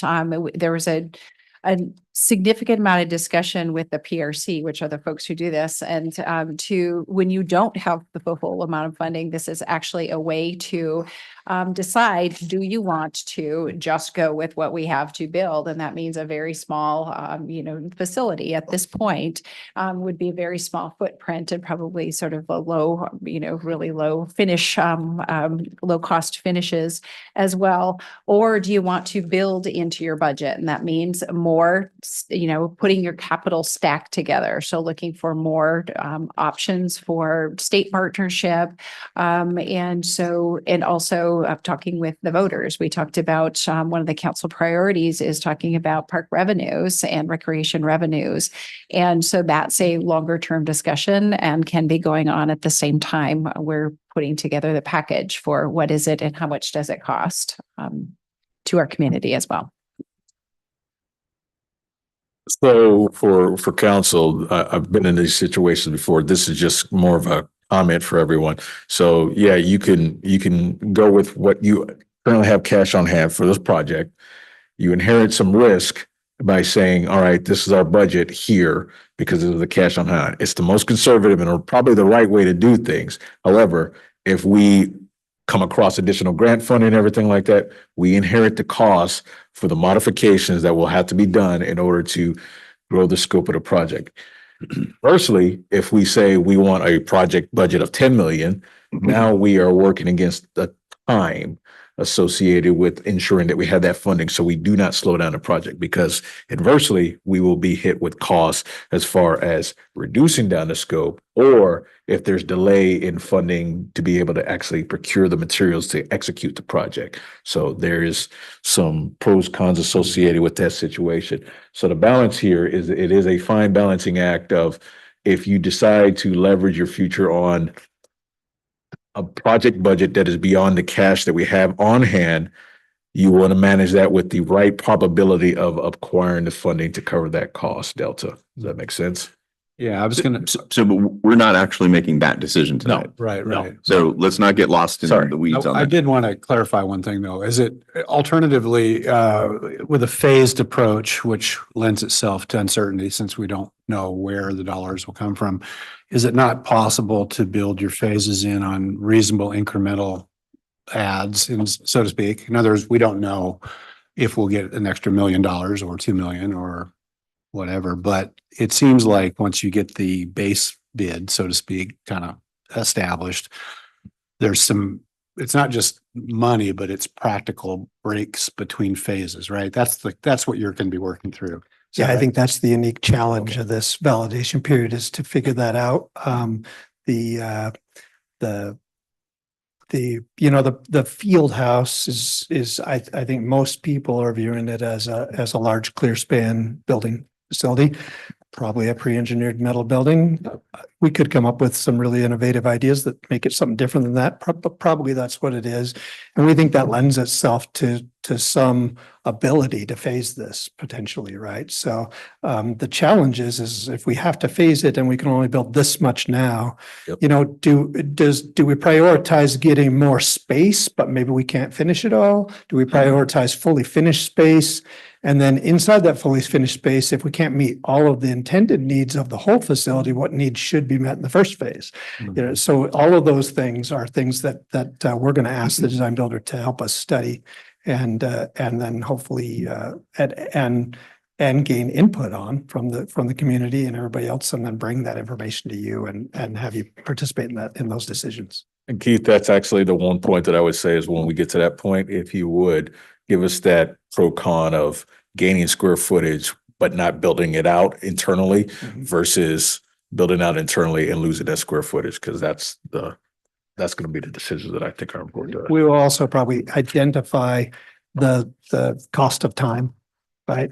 With phasing, because obviously if you phase out, you wait to build, that's good because you can stick with the money that you have in hand now, but it's going to cost more when you get to the time to build it also, right? So we'll try to provide you with some of that information as well so that you can weigh everything. Okay, so questions of staff or presenters, and stick to the potential validation contract, and then we're going to go to public comment, and then we'll come back and discuss whether we're going to do this or not. So no further questions? Questions from the audience? Nothing? Okay, so let's do a motion so we can start a discussion. A motion for staff, recommend the council, let's try this again. A motion for the, recommendation to authorize the city manager to sign the agreement with Absher Helix to perform design and construction services for the Ellensburg Fieldhouse project, and approve the validation period not to exceed the amount of $423,381. Period. Second. Motion second to approve the validation contract listed on page 274 of our packets with Absher Helix. Is there any discussion? Hearing none, all those in favor signify by saying aye. Aye. Aye. I too will vote aye. Opposed? That motion passes. Item 11D, page 436, is 2025 proposed revenue sources, and this will again be an opportunity for public comment. Thank you. You spent a couple hundred pages. Yeah, that was a good one. It was 160. There you go. All right. Good evening, Council. Heidi Barron-Cernaway, City Manager, and I have with me Jerica Pasco, our Finance Director. She's got my back here, I understand, and Keith Bassett, our Assistant Finance Director. And so what we thought we'd do, and I apologize that this is the last action item on your agenda. There's really no action for you tonight. What we're trying to do is break down the budget process in some bite-sized pieces as we put it together as staff. And I was always taught you start with the revenues. And actually by state law, we're required to deliver to you an overview of the revenues. And we're looking at our general fund revenues tonight. And just a little overview of the budget itself. In governmental accounting, we have a really complex budget. And so it's nice to just, I put this together in a way I hope that people can understand, that our audience can understand, and that it's a little more memorable. So we have just an overview. Again, we're going to focus on governmental revenues. And I'm not going to read numbers to you, but I'm going to talk about just some high level things. So we'll talk about the revenue.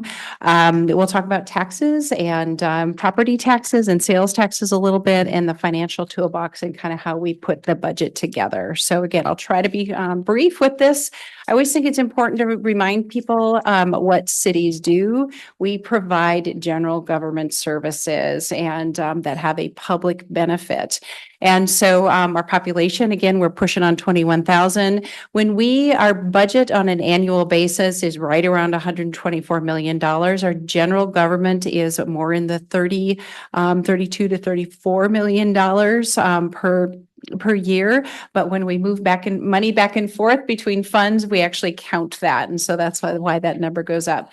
I tell people that our people are our most important asset when we look at how we spend our resources, especially for our general government services like police and parks. 70% or more of our budget is generally spent on people, and that's salaries and benefits to hire people to do the work. Full-time and part-time employees, we have about 230, right around that. We have 10 facilities that we operate, 150 acres of parks. We're a unique city. I call us the unicorn of cities. We have a natural gas and electric utility. So we provide power to our community. We're the only city in Washington state that does that. We also have our pretty standard, we're a full service city. So our water, sewer, and also our stormwater. We have a transit system as well. So we provide full services. We have about 11,000 customers for all of our utilities.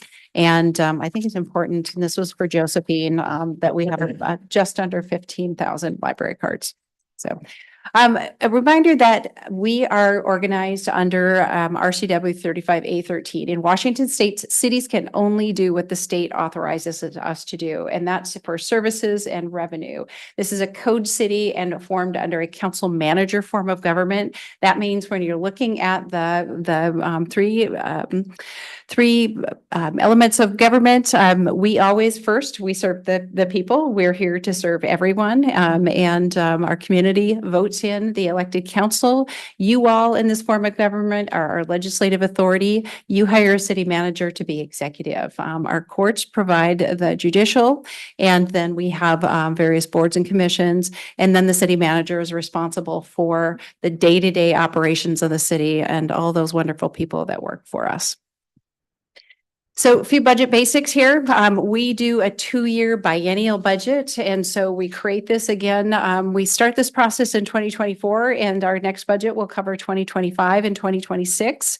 We are organized, I call them buckets. I think our finance people kind of cringe when I talk about that.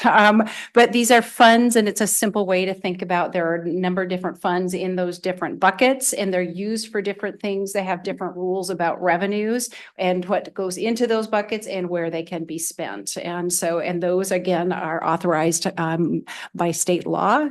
It's our budget and our financial statements. So our transactions are audited by the state auditor.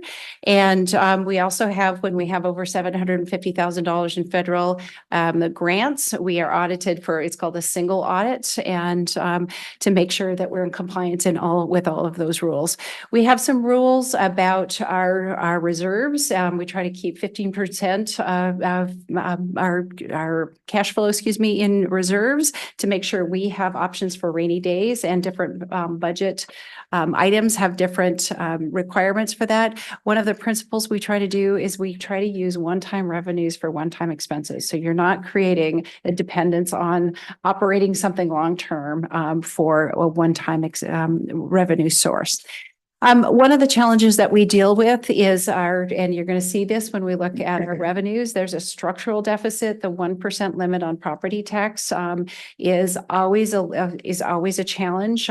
We have additional utilities that other cities don't have, but and we're seeing this when we're creating the budget, with the increased cost of everything over the past few years. Again, we saw 8% plus inflation at times. That 1% doesn't cover just the basic daily needs or annual needs as well. So that's a difficult thing to manage around. And again, our basic sources for our general funds are the taxes, customer charges, and fees. And again, our taxpayer supported, our general government are really for the public good. And then we have user supported services, for instance, water. If you don't have water service, you don't have to pay a water bill. And so making sure that, again, those are enterprise funds that we'll get to. And we already talked about the taxing capacity. So here's the general structure of our budget. We have governmental funds, and so you'll hear about the general fund. And so this is a group of funds, and there's sub funds under these that can be used for different things. And again, these are for general government services. These are the things we're going to focus on today, but primarily the general fund. We also have those enterprise funds and internal services funds. The enterprise funds, again, are our water, sewer. Each of our utilities has to operate like its own business. And so the money that they bring in has to serve the customers. It has to support itself. And when we talk about internal service funds, these are the funds like our IT services or our GIS services. At the last budget, we actually created a general facilities internal services, so we can actually start saving for building maintenance and as well. So if we look at the overall structure of the budget, I'll hide this here. This is a general list of those and those individual funds underneath the general fund. And so generally our departments, our community development, parks and recreation, those departments, our police departments, the money in, the revenues and expenditures are located under the general government funds, or general funds. Our special revenue funds are things that will bring in property tax for. We're going to talk a little bit about that tonight, but not focus on that. For instance, our transportation benefit district brings in 0.2%, and that's in a special fund used for special purposes. And so that's why these are more managerial funds as well. We have capital projects, our debt services, and again, our enterprise funds and internal service funds. Just looking at the scope, and this is the last biennium, and these numbers are a little bit old, but what is interesting to me on this, and what I want to point out is the amount, again, the majority of our expenses are really in the general fund when we look across all of those funds. And our utility funds are this orange section here. Tried to color code things so things it was easy reference. This is about just to show you some scale of the level of expenditures typically in compared to the funds. All right. So our governmental funds, again, our goal is to kind of look at primarily those the general fund funds tonight. And again, in those governmental funds, we look at the general fund. It's that chief operating fund. And I feel I've talked a little bit about all of these. We also do have some permanent funds in our list of funds. And those are things like the Hal Holmes Center. So we have an endowment, and some of the money comes off into cash that we can use for operating or for capital projects. So governmental fund activities, and again, this is going to be the focus tonight, really. These are the things that provide public benefit to everyone. And so it covers some of our administrative costs for, our legislative folks and again, for the city manager's office, for economic development, our community development department, parks, libraries, things like that, and also our public safety. And so, and streets and sidewalks as well. So these are the activities by which we fund. Again, we're focused on revenues, but these are the activities that we spend dollars on to provide services for the community. So starting to look at the numbers, and again, we have, the slides are in your packet tonight. So if you want to look closer at the numbers, I think there might be a little small here. If you look at the revenue that goes into the general fund, it's primarily supported by taxes. And we'll do a slide that will break down those taxes a little bit further. But it's about 2/3 of taxes. The second is then the charges for services. And so that's the primary breakdown. The governmental fund, if we look at just that tax portion of it, the primary source, about half of it comes from our sales tax. And then secondarily, the property tax is about 1/4 of this. And this is again, our estimated revenues for 2025 for those general fund uses. And then the B&O tax, and we include our utility taxes, and so gambling tax, cable as well. And so that actually, because we have so many utilities, that helps us stabilize our general fund revenues over time. And so this is the section of the general fund revenues, again, estimated 2025. What happens is all of the numbers that we're looking at for our estimations, we still don't know how our 2024 revenues are coming in, and what we're using those to do is to estimate 2025.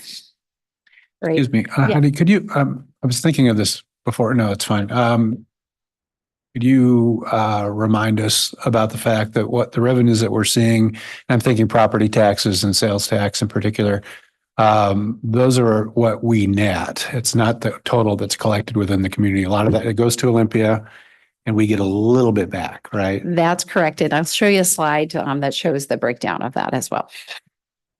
All right. So the other general fund revenues, again, if we take out that section that is taxes only, the charges for services, licenses and permits, miscellaneous, and this is the fines. I always remind people when people think that, police writing tickets, funds are general, our police services. Absolutely not. It's a very small portion of the money that serves our general government services, essentially. All right. And then if we're looking at the projected revenues, this is a comparison between what we're estimating at 2024 and 2025. I'm sorry, I couldn't move this, I think. There we go.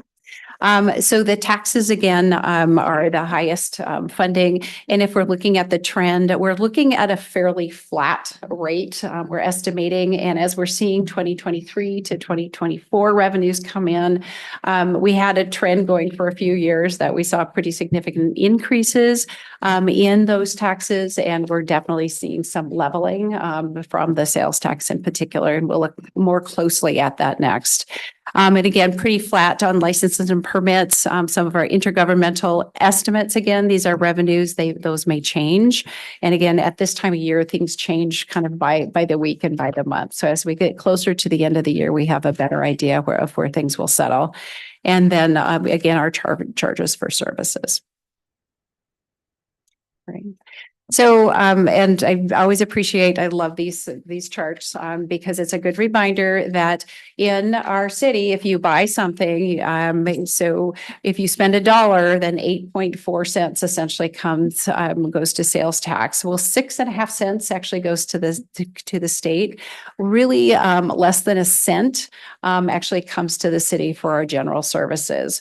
We have some other voted, and so the 3/10 actually goes to a county and it's redistributed back to the city. That's reserved for criminal justice. That doesn't go for our general government services. It's very specific uses.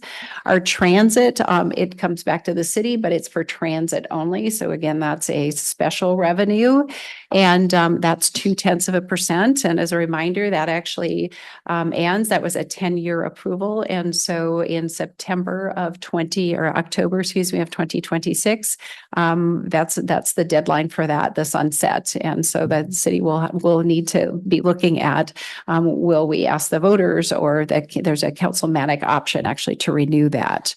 And then the affordable housing was also voted in 2017, 0.1%, and that's again, very specific uses for affordable housing.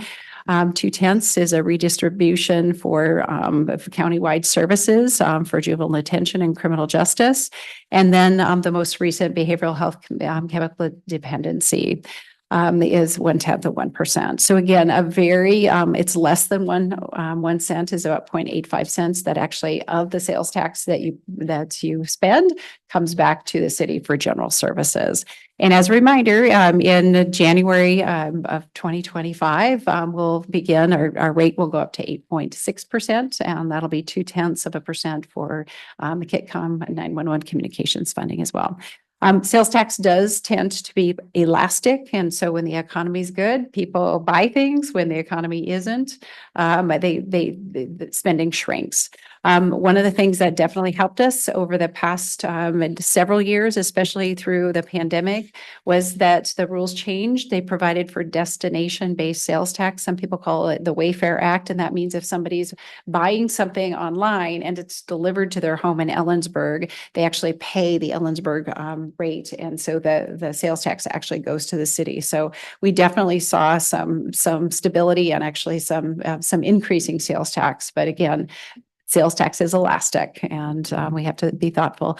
And then construction, we try to keep and treat construction sales tax because it's really one-time revenue. It's not going to be purchased, you don't construct over and over necessarily.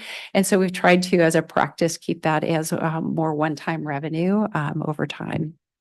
So the sales tax, when the dollars come in, it actually is distributed into different functions to help support different services. Typically, we'll provide dollars into our street fund. And so when we talk about the great things that our engineers and construction folks are doing, project folks, to leverage federal grants, we use a lot of these local sales tax dollars in order to use as the match for that. We also have transportation impact fees and things like that. But, so generally, again, our sales tax goes to support our streets. We also have debt service. And so we have our police department. We are paying off debt service on that, and then some other general obligation funds as well. And then general government services, there's a portion again of that sales tax that goes. And so not every penny of that goes into support general services. Some and other functions depend on that revenue. So here's the split over time, just the past 10 years. The trend in the sales tax, kind of the non-construction, as I mentioned, we try to separate out and manage differently the sales tax that we get for construction. And this is our sort of trend for one-time spending projects. And again, this is only through mid-year this year. And just looking at the trend. All right. And then more of a trend to look at, and this is the change in sales tax collected and over the past more than 10 years. And again, we saw some rises, but we're starting to see that change decrease, and we're seeing some pretty flat revenues when it comes to sales tax. And so we're still waiting for the most recent numbers. And if you look, this is a little confusing, but there's a seasonal tendency on sales tax. You can see some rises typically, and these are usually 2 months behind in collections. But you can see some patterns here. We're usually on the downside. This is the 2024. It's not necessarily following the same trend. And so again, we are looking at and expecting the revenues to come in pretty flat this year, if not potentially below. All right, a little bit about property tax. Back to a lot of folks think when your property tax bill comes in, you're paying the city. The city actually ends up with about 14% of every dollar that is spent. The majority for the McCleary and the state school funding, that's about 25%. I actually took my property tax bill and split it out, and so for local school levies, 37% actually goes. And we look at like the fire district just passed a levy lid lift not too long ago, and that actually increased. And the counties actually has been shrinking over time. And so again, we share property tax. Property tax is a stable amount, but it's also has that 1% property tax limit on increases. So one of the things that folks, and I won't do this the next time we meet because it won't be hopefully very late at night. I will go through an example of how property tax is actually calculated. There's a lot of misinformation out there about it. The city authorizes a levy amount, and that's how much, for instance, we collected in property tax this year. That can only go up, that amount can only go up by 1% for next year. It doesn't matter how much our expenses we need, it's that 1%. Plus, the county gives us, if there is new construction, the county gives us an amount we can add to that. But that 1% is a limit. Costs typically on a normal year go up 2 to 3% a year. Over the last couple of years, we've seen 6, 7, 8+%. And some of our projects and our insurance and things like that, we've seen 10, 20, 30%. So. All right. And then again, it's a calculation based on your assessed value and your levy rate. We'll do an example for you next time we meet. Just a reminder that, one of the questions is, how is the budget developed? A lot of communities are talking about priority-based budgeting. We do priority-based budgeting. We do sort of a melded version of that. We don't have a whole lot of electronics, kind of do things old school. But what we do is we start with, what are our needs and plans and priorities? And so we take the base budget, we look at, what happened in the past. We ask our departments to say, tell us what you need, tell us, the things that you need in order to do your jobs. And with that, we put together based on your priorities too, that you adopt. And we put together a manager's budget that will come to you at the beginning of November. And then we will go through a series of educating folks and you on that. And before the end of the year, you're required to adopt a council and then a budget. And then over time, there are amendments. We usually make mid-year amendments on that as well, because again, you're anticipating 2 years out what you think is going to happen. Oftentimes that changes and we often need to adjust. Your priorities, this is what you adopted this year, working with your, through your retreat and building on that. These are your priorities, and these are the things that we look at, and we ask our staff to say when they're looking at, here's what we believe we need, how does this fit with our council priorities as well, and doing our best to incorporate those into the budget. All right. Oops. Okay. All right. How do we balance a budget? There really are only so many tools in our toolbox to balance a budget. One of those is changes in level of service. And so we can move the levers in some ways. And I always like the duct tape with one-time revenues. It's a one-time fix. And so we have to really be thoughtful about what tool we use. And so again, we're focused on revenues tonight. And when we come back with our expenditures, we'll talk about that balance.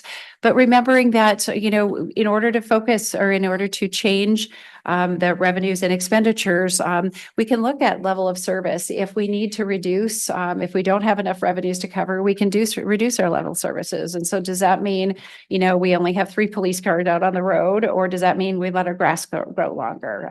So thinking about how often we respond and what types of services we provide to the community, we can lower those if we're trying to balance the budget. We don't have enough revenues to go with those expenditures. We can increase revenues. More businesses, we have, focus on economic development and continue to bring business. You're making the pie bigger is what you often hear.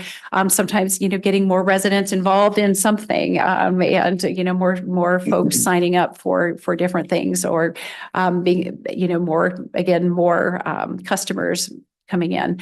And that also means the different types of sources. You can increase taxes or fees. There can be adopting new sources of revenues to change the revenue side of the equation.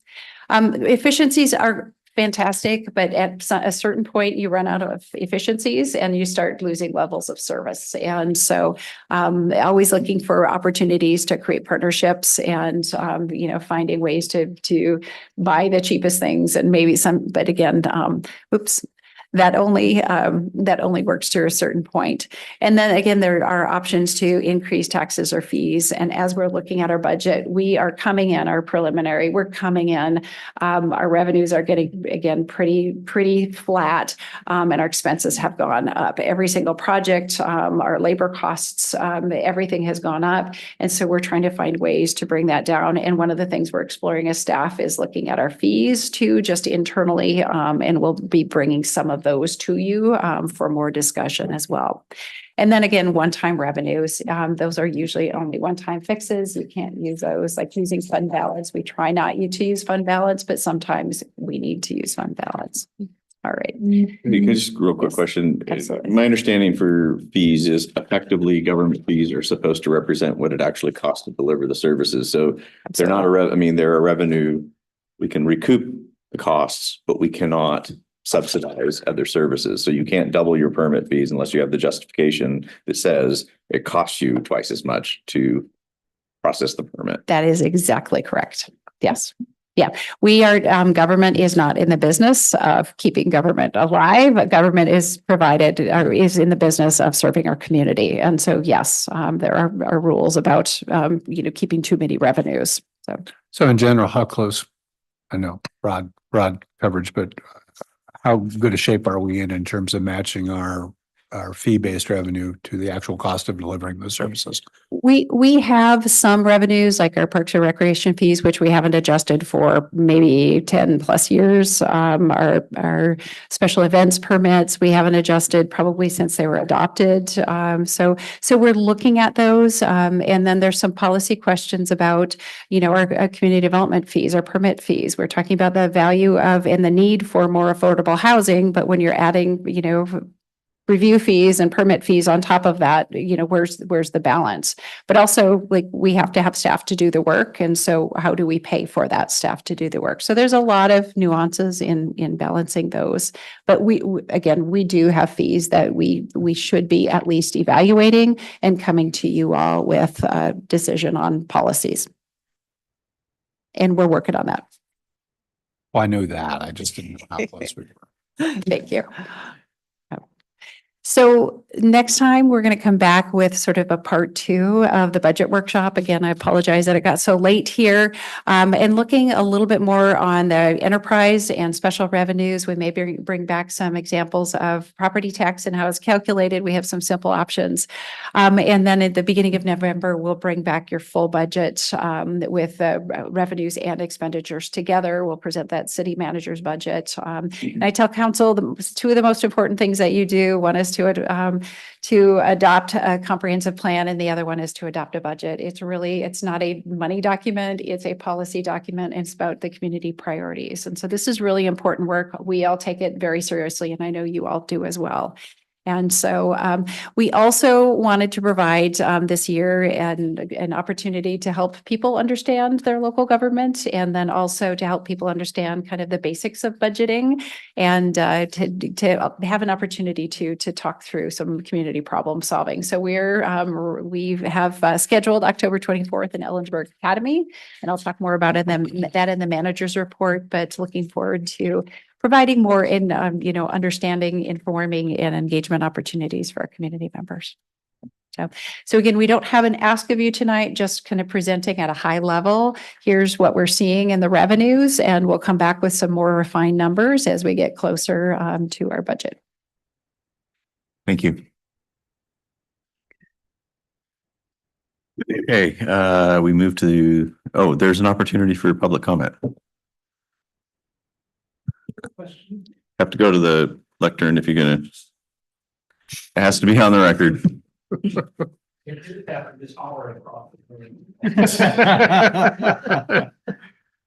Parliament. William Coleman, resident of Kittitas. When does the 8.6% take effect? January 1. Thank you. Okay, we'll move to the manager's report. Thank you, Council. You've probably heard enough from me tonight. Heidi Baron Sternaway, City Manager. Let's see here. You have on your dais a letter of support for a Rotary District 5060 grant. Then this is a proposal from the Rotary clubs looking at replacing some the playground equipment at West Ellensburg Park. They're looking to the district to provide a $20,000 grant. And this would again provide sensory equipment, so adaptive and accessible play equipment at that park. And asking for the mayor's support on the letter. Motion to approve the mayor's signature on the letter to the Rotary District 5060 Grant Committee. Second. We have a motion second. I'll let you get there in a second to authorize the mayor's signature on the Rotary District grant application. And I know there is some discussion and questions. I just had a question. So the grant is for 20,000. The city, it says the city's committed to provide the cost share. What is that amount? So we actually haven't gotten the estimate yet. There's a range of cost share depending on how much equipment we put in. And so it could be from the, 20,000 match up to $100 and some $1,000. And so we'll have that number at a future meeting. So, and again, we talk about this as part of the budget process as well. Would that typically come out of the park impact fee? It could come out of the park impact fees. This is a replacement though, and so we have some other options for that. Well, arguably, if it's very different kind of play equipment, it's not really replacing, but okay. So this is that number will be discussed in our budget. Yes. Okay, thank you. Additional discussion? All those in favor signify by saying aye. Aye. Aye. Aye. Opposed? That motion passes. Excellent. Good, thanks. I already signed it. I have a couple more items, and just one of your proclamations tonight was Public Power Week. And so we have some fun things, watch for some contests, the coloring contest and stuff, just because our folks out on the streets do an amazing job, and we want to make sure that we kind of honor some of the work that they do and help provide an educational opportunity. So we'll get some information out to you all about that. Reminder that the Human Library is actually scheduled for October 19th. And on your dais as well is a flyer for the Ellensburg Academy. And then we have that on social media as well. So we encourage folks to sign up. They're not required to do so. But it'd be really great to have a number of folks to attend, and we'll be inviting folks individually and sending that out to all the boards and commission members as well. So I think that's all I have for the evening. We'll go council member reports. Councilmember Thompson. Yeah, keep it brief. The Landmarks Committee is back meeting. We met on October 1, just going over some certificates of appropriateness around town. Parks, obviously a big one was this last weekend with Unity Park. There was a lot of fun being there and seeing the park used for the first time. I can see that it could be a big benefit to the downtown. It was also fun operating those 3-foot pair of shears. I wish I could have taken that home, but I think Noah would have loved that. And then on a personal note, before going to the park opening, I took Noah to his first swim lessons at the municipal pool. And it was the first time I'd been in there, and it was amazing to see how many kids and families were benefiting from the use of that pool, learning to swim early. It's a big safety thing, was for me and my sisters growing up, learned to swim early. So it was a lot of fun to get to see that. It's one of those things I think as a new parent, I'm seeing the city in a different light, because I'm seeing how, families interact with the city, and it certainly will just continue to help me up here. That's it. Thanks. Law and Justice Committee met, this actually wasn't in October, it was in September, talking about some grant applications that were going through approval. Still some more information and decisions to be made on there. It went down to a subcommittee on some questions that the overall committee had some questions on. No new updates as far as solid waste. Affordable Housing Commission, unfortunately, I missed the last meeting, so I do not have any updates there. Councilmember Miller. Thanks. This seems like a long time, but yeah, the last month it's been challenging. I've been out of town traveling, I think 3 of the 4 weeks, but somehow I managed to get some other city stuff done. So quickly, I won't go into detail. Participating in the Arts Commission selection process. We saw the product of that tonight. I attended the Gallery One fundraiser, which was great, and the community, the support. It was a packed house at Hotel Winrow, and a lot of money was raised in support of the arts. I attended, along with some other council members here, the tour at the Fish and Apoyo Food Banks that was set up by our manager.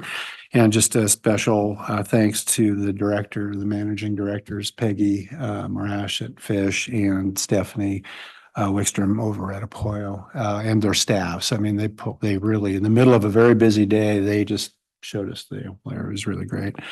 And it really sort of, piggybacking on Josh's point, seeing a facility like that in use at a moment of peak demand, as it was at Apoyo that day, it really drove home the importance of facilities like that. And I look forward to having more conversations about how that goes forward in our community. I attended the PTAC interview with, as we covered earlier. Last week, I went along with the manager and Councilmember Goodloe down to the AWC regional meeting in Sela. That was always fun. Always good to hear from other communities, and got to meet the administrator in Kittitas. So that was a new contact for me. And then I attended the Unity Park. I think we all attended the Unity Park dedication on Saturday. That was great. And I was thinking back when we were there on Saturday, I was thinking back to the days when I think it was the Tripp Muldrow studies that were coming out about 10 or more years ago, and we were conceptualizing part of that and how that downtown would get there. So the idea of seeing it from, sort of the basic kernel of an idea to what we saw on Saturday and what it'll be in the future, I think is really, it's been really great to watch it and actually be part of it. So, and then tomorrow I have another PTAC meeting and then Planning Commission later in the week. The utility advisory was canceled for October, I guess. I attended an environmental commission meeting. The commission would like to achieve gold in our bicycle friendly community status when we reapply in 2027. And towards that end, well, first of all, to say that's evaluated on kind of 5 broad categories: engineering, so our infrastructure, education, encouragement, evaluation, are we getting feedback, and equity and access. So the commission would like to sustain and perhaps expand if we can our Bike Month event where last year we gave helmets and bike lights and bells and bicycles to mostly for youth. And kind of did a couple bike rides, family ride, a ride out to Kittitas. And toward that end, we'd like to do some fundraising with the council's blessing. So there is a law and justice grant proposal for funding more helmets. And so I guess, just before we dive into this too much, is everyone on board with promoting Bike Month, getting fundraising so that we can buy more helmets, buy more safety equipment for youth, and the helmets are all youth. The bells are for everyone, but it's a safety issue. So is this official action that you're asking for the council? Does it need to be official? Before as a liaison, before the commission goes too far in this, I want to make sure that council supports that commission's activities. Yeah, to answer that, I sort of need to know what type of fundraising activities, but I mean, you mentioned law and justice, but what other ones to know that requires It council would action? be Rotary clubs, and that sort of thing. Yeah. Presentations to them asking for funding, which is where we got the Rotary Club. Actually, there was a number of partners that gave funding for the helmets and stuff last year. Sure, including Rotary. yeah, I just want to make sure I understand what you're asking here. You're asking for permission to go and solicit fundraising? Yeah. Okay. Yeah, I would think that would require council action since it's representing a position of the city in securing funds from other organizations. Okay. Can I make that motion?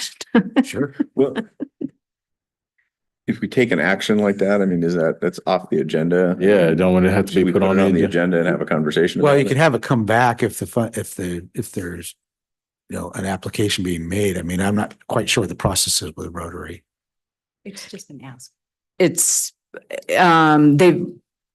we would attend their meetings and present the activities that we're doing. I guess my thought is, And- it's not a financial commitment of the city itself. It's Right. seeking funds. You enter into letters of support for different organizations. It's really not too much difference. It's not much of an action. Yeah. I just think that, so I think you could do as part of your council member action here. Yeah, I So- just think just go do it. Yeah, general support from the council. If there's a specific ask that requires our approval, we could deal with it. On a No, it'll be less than $2,000 probably, or, Well, when it comes to that part of it, that where it's a request or something to the city, but you're just kind of doing a good service to the city. but it's through the Environmental Commission so who will be, for instance, distributing, let's say you get $2,000 for bicycle helmets and bells, who will be distributing that? the Environmental Commission. Okay, so, and does Rotary, for instance, require a contract for that money or any kind of agreement? No. Can I recommend you table this and have a conversation with Terry? Okay. We do that. We could support whatever y'all work out. Okay. We have set up a meeting with one of the Rotary clubs on October 15th, but I can pull that if you're not comfortable. No, I just think that you just have a conversation with Terry as far as this. I don't see an issue, but just think you just have a conversation. Conceptually, I it's think good. there's support. I think it's just whether there's an attachment. If there's a city action.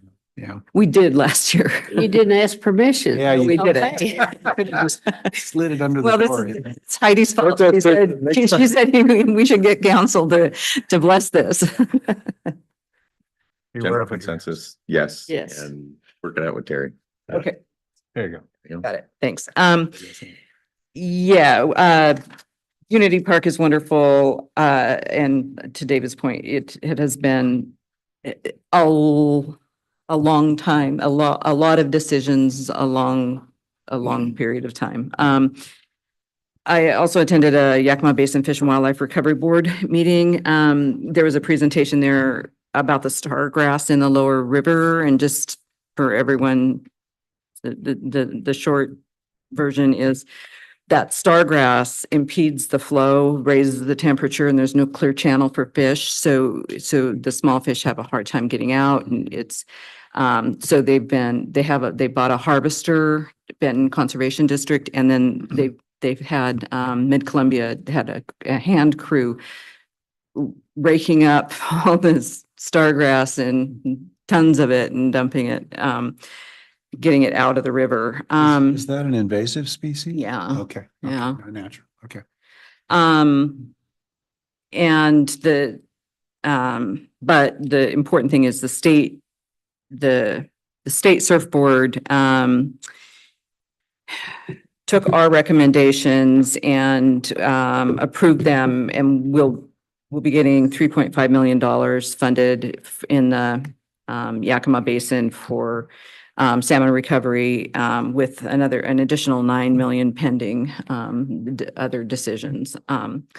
So, I just want to also say, so I did take a little vacation and, biked some rail trails in Ferry County and in Canada, and, just the tourism that those rail trails can generate, especially if they're in good shape, it can be significant. So we have a route going across state. Some of it's not in great condition for riding. So just, if you ever get a chance to encourage state parks to prioritize getting a good surface, and it doesn't have to be paved, just a rideable surface. And lastly, my Girl Scout cookies, it really makes a difference for a number of girls. But not today. Learning, yeah, we couldn't. But learning business skills, learning, how to sell, there's significant benefits. So. Is there an active sale underway? It seems like this was earlier in the summer, right? You can't buy cookies right now. Not today, but I mean the fall, winter. Are they? No idea. I don't know when they sell. Earlier Yeah, this it year? is early. Okay, It is okay. early. It's, yeah, Okay. March. Okay. Let's keep that in mind for future reference. Somebody's supplier is. Girls got a long time ago. Thank you. So. Nancy tooth. Yeah, okay, so the DEI Commission is hoping to help with one more World Cafe this fall. We're working with the school district and they're taking the lead on this. Don't have any date nailed down at this point in time, but they are very enthusiastic about hosting parents and students and the rest of the community, and they do want to do something around bullying. It's going to be the topic. So we'll wait for more information there and hope it works out. It may end up having to be in the spring, but we'll see. I did coffee with council by the Berg, and Josh and what's your name? Delano and I. I had that one We coming. had a really good time. Like, Had that one coming. yeah. By the way, I'm really glad you know what the design thing is all about, because I don't have a clue on that one, but I'm trusting everybody to do the right thing there.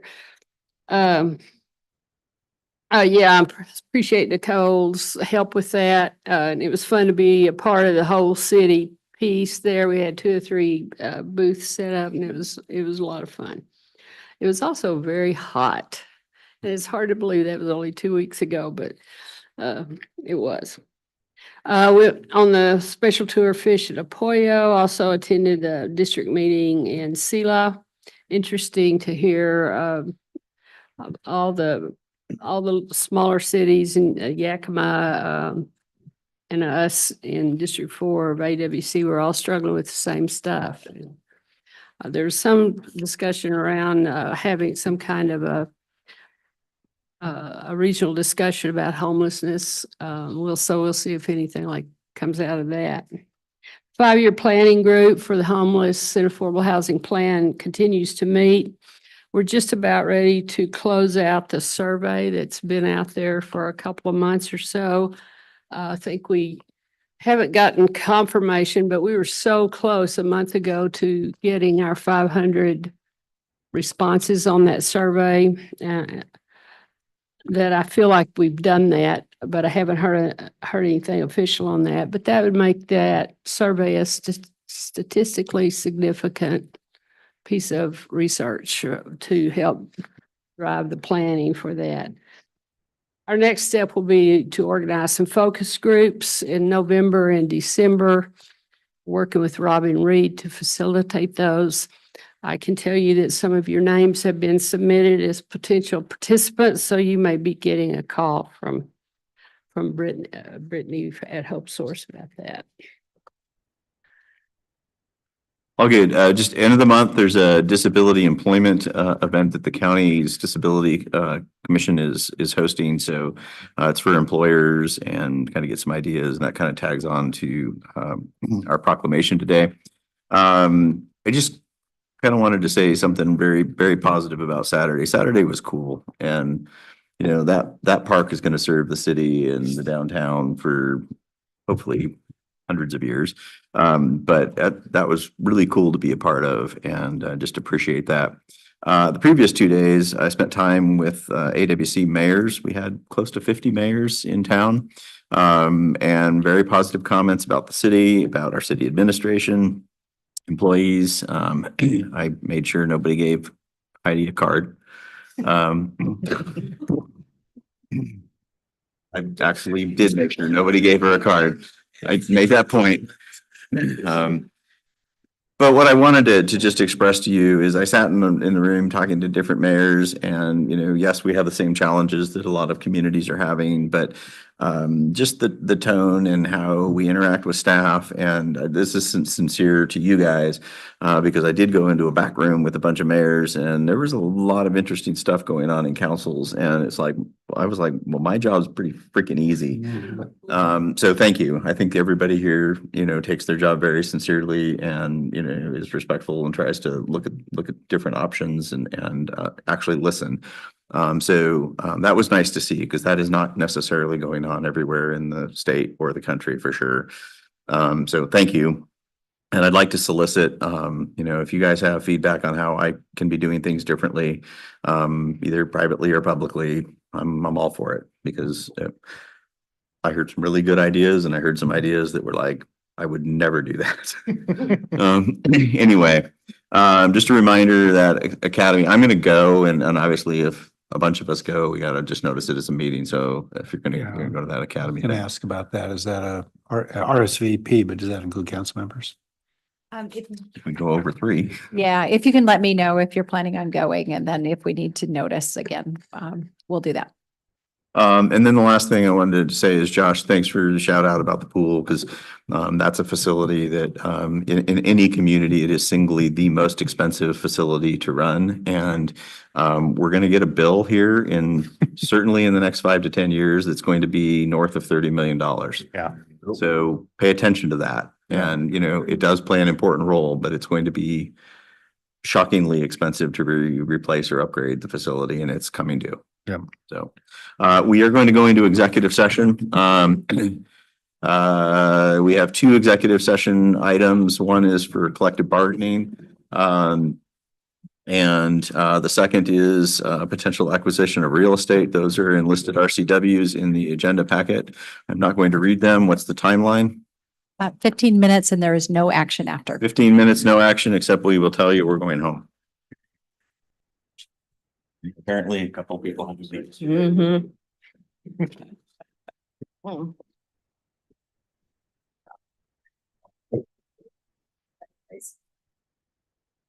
Y'all go too fast, right? You're on the clock right now. Get going. You don't listen to anything I ask. No, you're fine.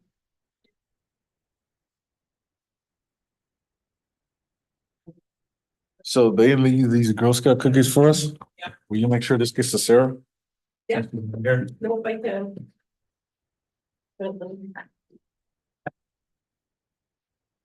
You trying to swap out? No, no. Grace, he is making sure that Sarah gets it. Yes. Oh. Yeah, yeah. Okay, I take back everything I Yeah, said. Sarah I'll doesn't, try not to eat them. yeah, I was gonna say, now if Sarah doesn't want them, Yeah. I'll take them back. No. Yeah. They're up for grabs if she does those. Two ribs of beef, but I still don't have enough.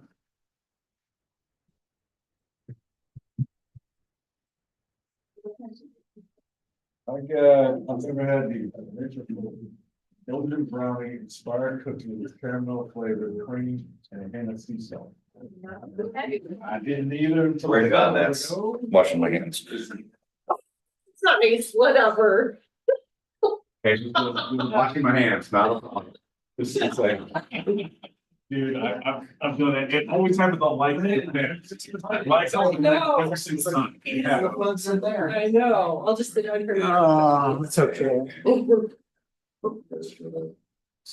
Automatic oil, CRM. Yeah. You're at school for like 7 hours, you're gonna. Yeah, one time. I guess I'm like at home.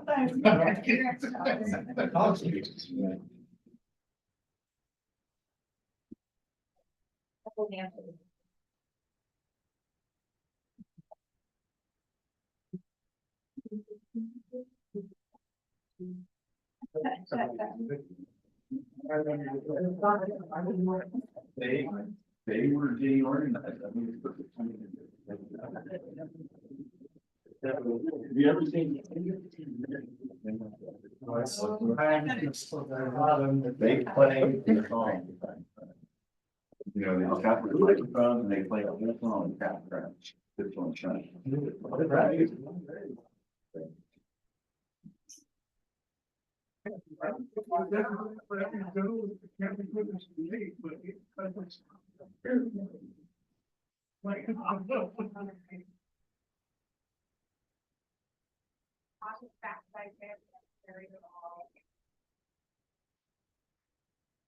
I just wanted to give you a date, I started negotiations.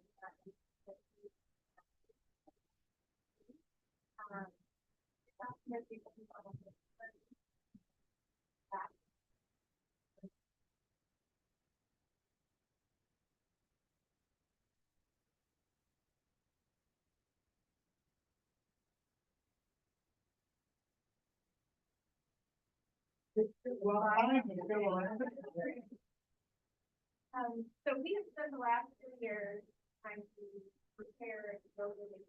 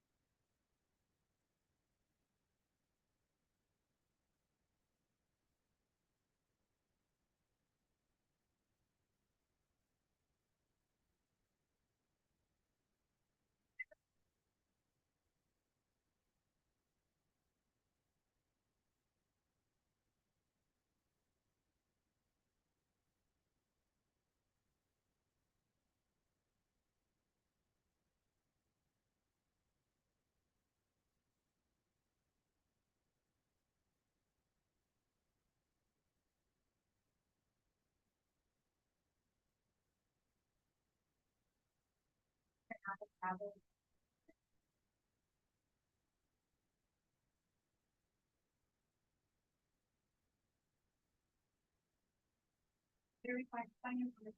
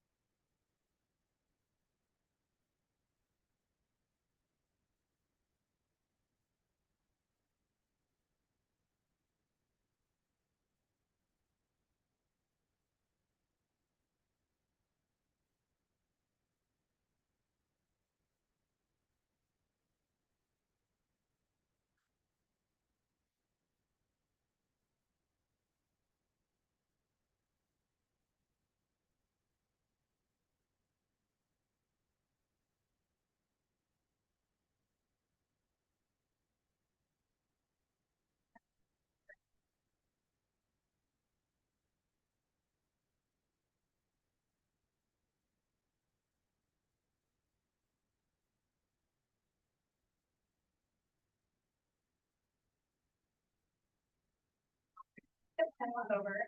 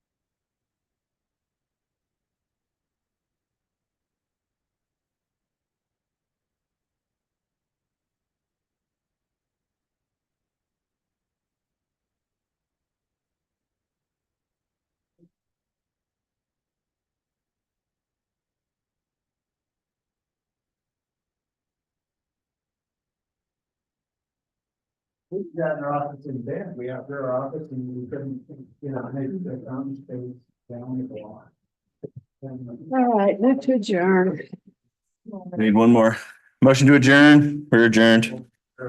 Sounds like a plan.